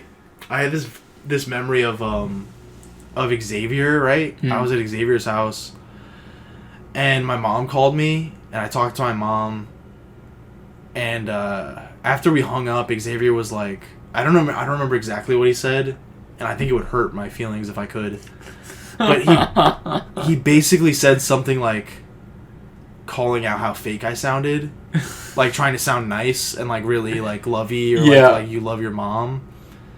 He didn't do it in a very pointed way, but he was like, oh, like, I can't remember exactly. He didn't say it in a creepy way or anything, but he said it like, like you sound like such a good son or some shit. He didn't say it like that. That sounds like so sarcastic. That sounds really unnatural, but he said it in a way that was like kind of sincere. Yeah. But also like it made me kind of like look at myself and be like, why do I talk to her like that? Like, I should not be talking to her like that. And that creeped me the fuck out, like, kind of seeing, like, having her say that to him. I don't know. Yeah. Beau was afraid. The end. No, I'm joking. Yeah, I can see that. No, it's just, it was interesting to me how many times this movie, like, felt, like, weirdly personal. Yeah. Even though it's, like, a lot of it I feel, like, very disconnected from, but there's some moments that, like, so fucking real. Yeah. For me, it's, like, what hit me in this, because obviously, as you know, RNS listeners probably don't know, I don't really have much of a relationship with my mother. So it's, like, in that way, so I related a lot to the anxious parts of Beau, and he's overthinking, things like that. But the part about, like, there were aspects of it I could see him, like, just maybe like my dad. In any ways, people could probably relate I feel like anybody can relate some part of this to their own parents. You know what I mean? People talk about mothers and fathers as, like, completely separate entities in terms of, like, psychology and, like, movies and, like, art. But really, like, daddy issues, mommy issues, they're the same thing. Yeah. Like, there's a little differences, but if you have a parent, you get it. Yeah, that's what I'm going to say. I feel like anybody could probably relate in some way to this movie and the parent thing. But yeah, I just want to say that's, like, certain things about, like, a relationship with a mother maybe didn't really impact me like that, but there were definitely things in general in the bigger picture. I was like, oh yeah, I can feel that. Especially certain things. But I don't know. I don't want to get into my personal... I'll let you spill your life on the mic, Dylan. me, I like to keep. I don't know. I thought that was a cool fucking story. This ain't no therapy session. Yeah, you're not a fucking terrible therapist that's gonna tell all this to my mom, are you? That's what the internet's for. The internet's gonna do it for you. But I don't know. I just thought that was such a cool. No movie's ever called me out like that. In that kind of way. Damn. It was like she was speaking to you, Dylan. That's a crazy fucking thing. Like, that's such a... He must have some mommy issues. Yeah. Well, speaking of the therapist, though, when you find out he's evil later, I thought that was so hilarious. The way he walks out. That's really funny. That's one of the funnier things in the movie. The way he kind of keeps that, like, soft... Like in Persona. That soft persona, like that therapist presence. Yeah. And he doesn't say shit. And he just smiles. That was really good. It was funny. Do you know who that actor is, by the way? I recognize him, but I don't know him. You remember when we saw Lady Bird? Yeah. And oh, did he say something terrible? And he said... I forgot exactly what he said. Something about James Earl Jones, and we laughed really hard. That's him. That is him. What do you mean? That's the actor. There was something in Lady Bird where it was this actor. He was in Lady Bird? Yeah. I mean, I've seen him before. I think so. He's been in a few things. I've seen him before. Maybe I'm wrong. Let me go look. He's a very, like... I don't know, he's a handsome dude, you know? Maybe I could be... Stephen McKinley Henderson. What a guy. What has he been in? I wonder what superhero movie has he been in that? I don't think he's been... He might have been, but... Probably. If I recognize. He was in Lady Bird. I remember he was the... And he was in Dune also. Oh. Remember he's the guy whose like eyes rolled in the back of his head? He like calculated shit in his head. Oh, really? Yeah, that was him. I don't remember. Do you mind if I look at his filmography real quick? So yeah, we're talking about the therapist guy still. Yeah, Beau is Afraid. I've seen that. Tower Heist. That classic film, Tower Heist. The first Ghostbusters. Extremely Loud, Incredibly Close. I remember there was a scene with him in Lady Bird that made us laugh really hard, and I was like, yeah, that's when I see him now. I always think about that. Even in Dune, because I remember. I've definitely seen him many times. He's a very distinct kind of looking guy. Yeah. But he was great. He was great in this. Yeah, I remember in the podcast that Ari did with Joaquin Phoenix, he gave him a lot of props. Oh yeah. He said that like he felt like the role was like really weird and maybe kind of hard to understand, but he said that this actor Stephen McKinley Henderson, like when he read it and kind of he just got into it like so naturally, you know, like he just understood it. So I thought that was kind of cool little tidbit. Oh yeah. I gotta listen to that. Yeah. What is it again? It's on. You can listen to it on Spotify. It's the A24 podcast. It's a new episode. The newest one. Because I've been dying to hear Ari Aster talk more about the movie. Yeah, there's actually a few. I don't want to spoil it. There's a few funny moments in it because it's him and Joaquin Phoenix talking about filming it and everything. So after you listen to it, let me know so we can talk about it. There's one specific part that's really funny, and A24 posted it on their Instagram, but I don't want to spoil it. So I'll definitely listen to it myself. I'll probably fucking play Fortnite later and listen to it. But anyways, I did want to mention one more thing about the therapist. I love this. The moment at the end in the mom's house where she's kind of like going through all the shit and she's like exposing Beau. Yeah. And she has she plays on the speaker the therapy sessions, and it gives you a good minute to sit on that and listen to the therapy sessions and like look at Beau's reaction and look at the mom like mad as fuck at Beau. But he wasn't saying anything wrong. No, he wasn't. Yeah. He was just that's a really.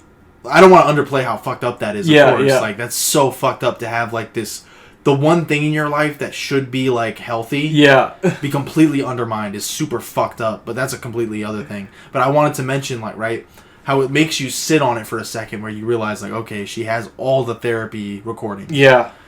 And then, I felt this, I was, like, really questioning, like, did she pay the therapist off? Like, did she steal these?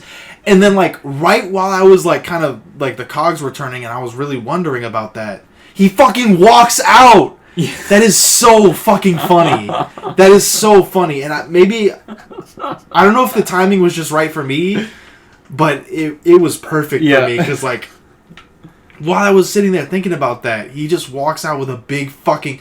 And it answered two questions, right? Because it's like, was he in on it?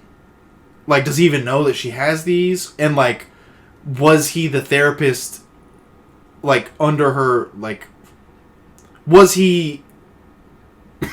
Excuse me. Was he, like, an inside man from the beginning? Or was he paid off? And him walking out with a big fucking smile, like, right while they're playing, like, answers both questions, like, so fast. Yeah. It's so funny. That moment is really funny to me. I agree. And you remember, I don't know if you missed this or not, but do you remember at the beginning the therapist asked her, do you ever wish your mother was dead? Yes. Oh, that's like, there was like 2 sentences before that. Oh, okay. And I got in there basically, like, right before that. Yeah, okay. Crazy thing to ask. Yeah. But, you know, at the end it's like, oh, shit. You know, he's trying to trap him. And I don't remember if I saw this or not, but someone was talking about it where he writes down guilty. Yeah. That's a good little clue. Yeah. I like that.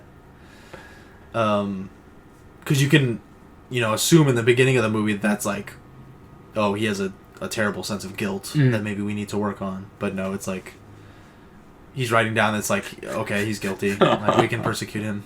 Yeah, and then it's like what the mom writes down in the house segment that we haven't really finished talking about. She writes, "Stop incriminating yourself. Guilty, incriminating." It's these, we did talk about these that. legal words. Yeah. No, I just mean we didn't finish talking about the segment in general, but we did talk about that part. Right. But my point really is that it's both written down. Yeah, they're both they're both kind of allusions to the trial. The trial at the end of the movie. Yeah. I like those little through lines. Yeah. I wish there was a little bit more of that. Maybe not like overtly, but I don't know. Anyways, well, we talked a good bit about the daughter. You want to talk about the daughter's death? Yeah, and also I do want to mention also because you see her taking pills and shit, and then she's constantly eating the pills. Yeah, and smoking, and the whole family takes those same pills that BEAU takes. So this is what I'm gonna say. I feel like there's a kind of a theme of this movie too. Something that kind of explores, like, I don't know if this is part of the America thing, but, like, being drugged up. Yeah, like modern society, like, to be normal, you have to be on these pills. Exactly, yeah. Because that is definitely, like, kind of the indication. Yeah. Because, like, you move from, like, this hell city to, like, where BEAU's not taking his pills to now he's taking his pills in this kind of, like, adjusted, like, urban area or suburban area. Yeah. And they're all taking pills. And the daughter's, like, crushing the pills. Yeah, yeah. Yeah. I don't know how that plays into, like, the whole bigger picture, but it's there at least. Yeah, it's something. Yeah. It is something. And he says, 2 for the big man. Yeah, that's pretty disturbing. I like just that I don't know how it connects to the whole picture of the movie. But besides, like, control. Yeah. I guess, yeah. Which is kind of like backwards. What do you mean? I don't know. Like, I don't know. It's just a weird fucking... it's a weird fucking thing. I don't know. It's backwards that anybody could believe that what's the word? Self-medicating. Self-medicating is a bad thing. Well, that's actually not self-medicating. Oh. Well, yeah. Well, the family, maybe they are. I don't fucking know. Well, you'd have to be buying antipsychotics, like, over the counter. My point is that it's backwards to believe that drugging yourself is bad. It's great. Keep doing it. Take all the drugs. I'm confused. I'm joking. I don't know. Anyways. I'm just talking shit. I'm just kidding. I'm kind of like BEAU is Afraid. That don't really make a lot of sense. I just kind of say what comes to my mind. That's how the script was written. Yeah, exactly. It did. This is an interesting thing too. I feel like that's not entirely wrong. No, I was gonna say. I wanted to mention this. It's like whatever should come into his head. He's like playing because there's a lot like. That's why also I don't feel like this isn't a perfect movie or anything because I feel like a lot of it's just like ideas being thrown at a wall. You know what I mean? Yeah, and like some of them are like tighter to to like the core of it than others. And, yeah. But he did talk about how this movie was like I think you know this probably, but this movie was like on the back burner for a long time. This was like his dream movie. Yeah. But he kind of like he got the opportunity to make Hereditary, and then he got the opportunity to make Midsommar, so he made those first. And obviously, this movie's like more expensive, so he had to wait. They'll both solidify his name. So at this point, he can pretty much make whatever he wants now. Yeah, so because those were both big successes, money wise and critically. You know what I mean? Mm-hmm. And so he finally got around to BEAU, and he said that when he did, like the script had kind of. He was still into it, but he wanted to keep it alive in a way. Like he didn't want to just film his old script. Oh yeah. So I figured it wasn't like the same thing shelved for years. I assumed he must have been. I guess he kept working on it, changing it. Yeah. So that makes me think like, even though a constant amount of work makes you think like it's like super polished, but I don't think that's true. Yeah. I think it just kept being like. No, I agree, and it's funny you bring that up because I assume that's going to be the case with his next movie also.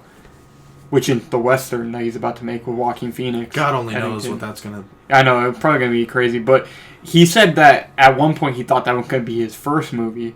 The Western? So it's like, this is something that's been on the back burner for a while, too.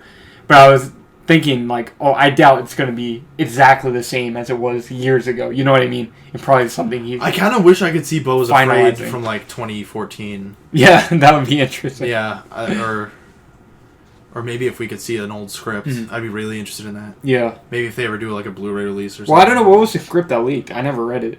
I don't know if it's true to this. From what I understand, it was close. It was very close. Okay. But I didn't really look into it. I never looked at it, yeah. But from like some of the reviews that I saw, like people were saying like, yeah, it pretty much completely spoils the movie. Okay. So I think it's like pretty close. Yeah. I never wanted to read it, so me either. But maybe I'll go back now. That'd be interesting to take a look. But yeah, once I heard it was out there, I was like, fuck no. Yeah. Like, I don't know any of that. What were we? But yeah, so really we can talk about the paint thing, I guess. So the paint thing was really good. Like I said, the daughter was one of the more compelling characters in the movie, in my opinion. So she kind of grabs Beau and forces him into the dead brother's room. Yeah. And she starts it off as being like, let's get high together. And she kind of like starts crying and she's like, you take my room and you won't even get fucked up with me. This part is like, it's really weird and like kind of disturbing. Yeah. Especially once she dies. Like that's like crazy imagery when she's actually dead. But it's really funny when she's like, you know, you won't even get fucked up. It reminds me a lot of like, you know, like a girl, like you have like a female friend and maybe they're like already like fucked up or something. And they're like, which she was, I think, yeah. And you're like, you won't even smoke with me. Like, you took my room. So that's really funny. You know, she says you're the F slur anyway, and she grabs the bucket of paint. Did we even mention the paint? So she starts. I said the paint. She starts off saying like, "You want to like getting high with me?" Yeah. So I was like, "Are we gonna see like a cool stoner moment where they like get high together?" But no, she means drink paint together. And also, she painted the wall pink.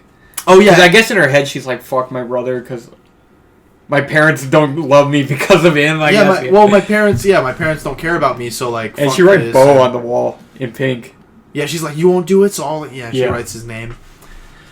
But I really like the choice of saying, like, get high with me for drinking fucking paint and killing yourself. I really like that, because it does sound, like, pretty true to, like, how teenagers talk. Like, let's get fucked up together, like, whatever. But then it's, like, drinking paint. That means nothing, but I like I like that choice.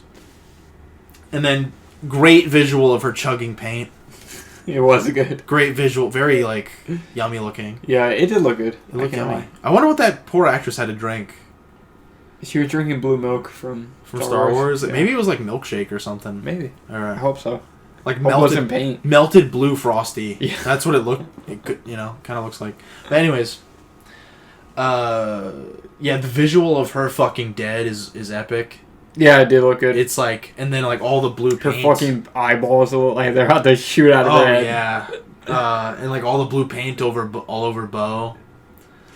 And it's like a great visual of like, I don't know, it's kind of dreamlike in the sense that like you're so familiar with seeing like someone covered in red blood like holding someone, but then they're in like this vibrant blue paint. And we didn't talk.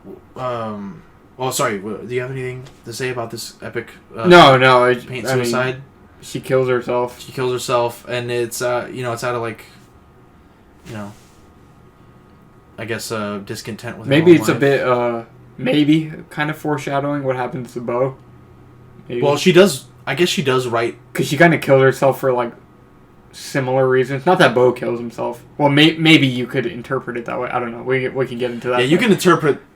But a lot of things, but a lot of ways. Whatever is going on with her parents kind of leads her to her death, and that's what happens to Beau too. So maybe it's foreshadowing. I don't know. And also, she like writes his name on the wall in big paint. Yeah, it says Beau, and then she kills herself.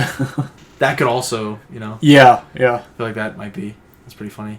We didn't really talk about the camera thing. So I wanted to make sure we wrapped up the paint thing, but we didn't talk about the camera, which is earlier. What do you?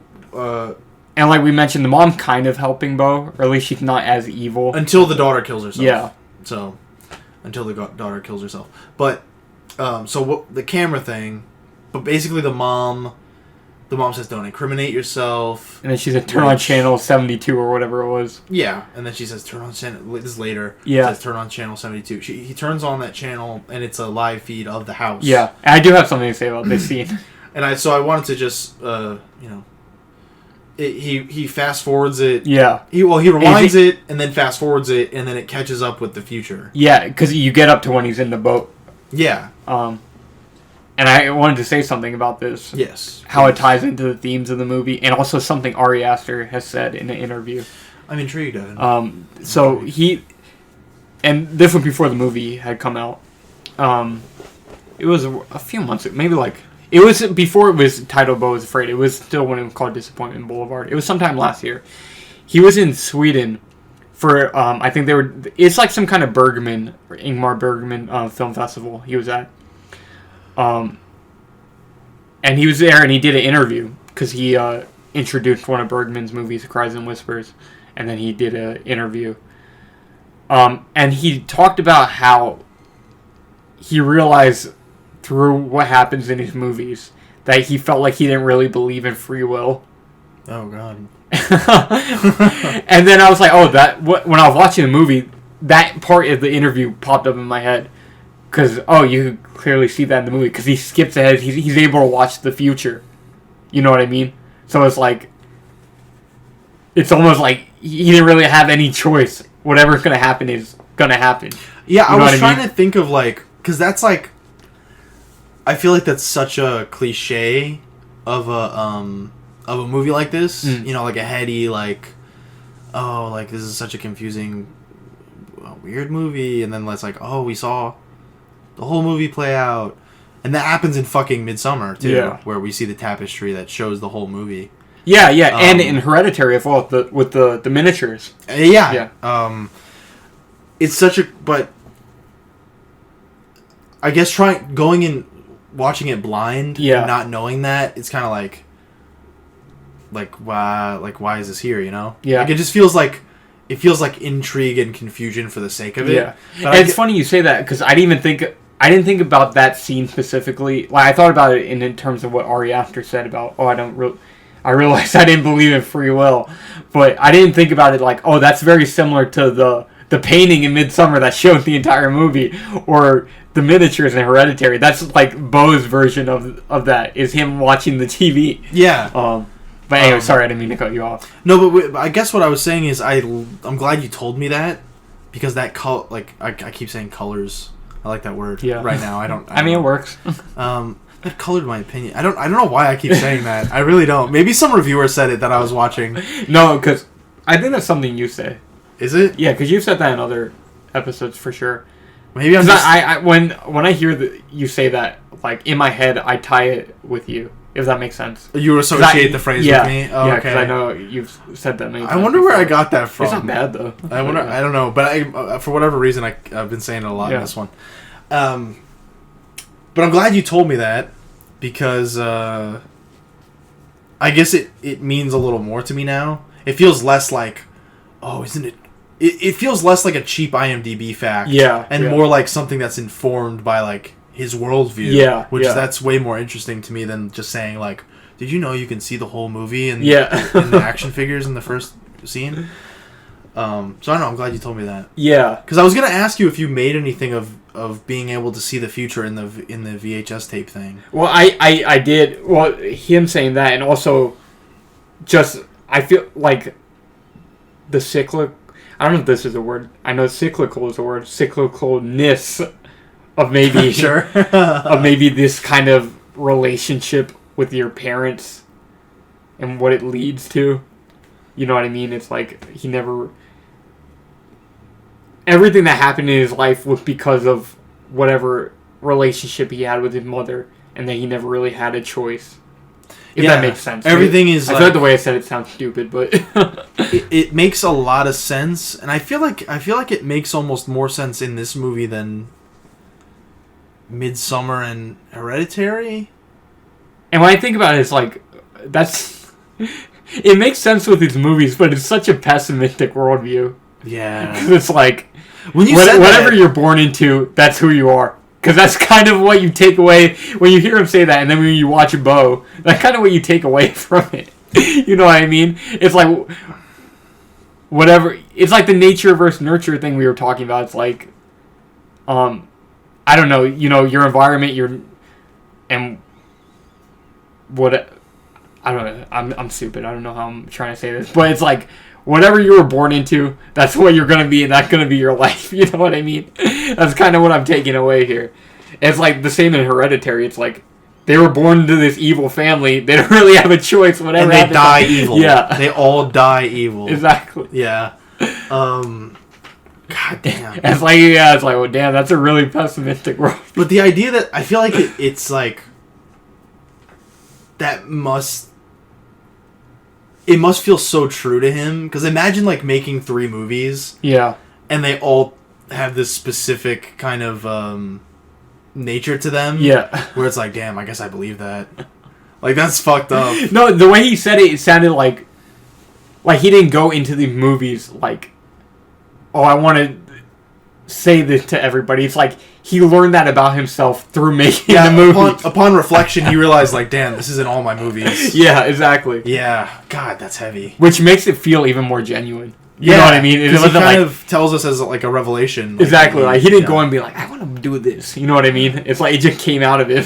Which is even more fucked up. Like, I agree. Oh God, poor Ari. Yeah, poor guy. Poor Ari. What a tortured Aster. individual. What a torture! Only a tortured individual can make this fucking movie. Oh man, but yeah, that's. I'm glad you told me that. Yeah, I thought that was it. I remember when he said that, it stuck out in my mind, and I watched the interview before I saw BEAU, and then I saw BEAU, and I remember in that very scene, that clicked in my mind immediately, and I think the reason it came back so quick was because that part stuck with me from the interview. You know what I mean? So yeah, so you were kind of like in the back of your head that quote was in. Yeah, exactly. Kind of like trying to look for that in the movie, and then when it happened, it's like, oh. My brain, the neurons started firing. And when you said that, I kind of was thinking the same thing. I was kind of like trying to think about what I know about his movies and his short films and shit, and trying to think like in what other ways does that inform his movies. Yeah. It's really interesting. Because how many people like don't believe in free will? I don't know. It's a really... Yeah.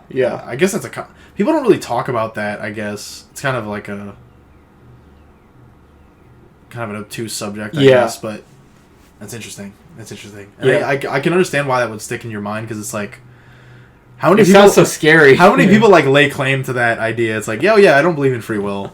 So it's like when a director says that, it's like, that definitely informs your movies. Like...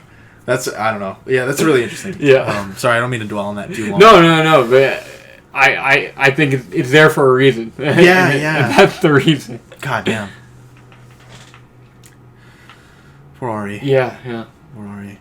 So it's like, to me, this is... And by the time you get to the end of it, this is a very pessimistic movie, I think. Of course. It's not very uplifting. No. I feel like all his movies are. Yeah. It's like... and Midsommar... Well, I feel like Midsommar, you could take a happy ending away people from it. definitely... Yeah.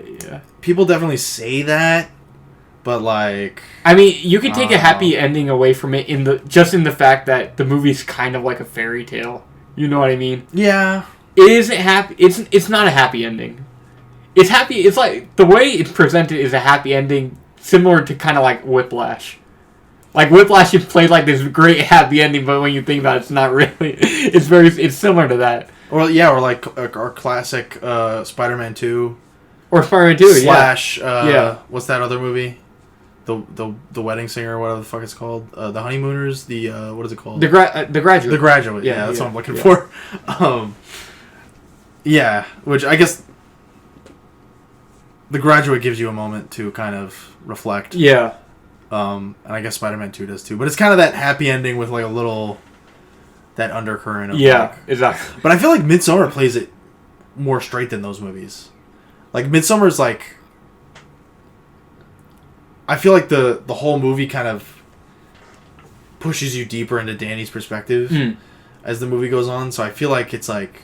Once she's like happy and smiling at the end with the crown and whatever, you're like... supposed to be on her side. Yeah, and it ends like right there. Yeah. Like it doesn't.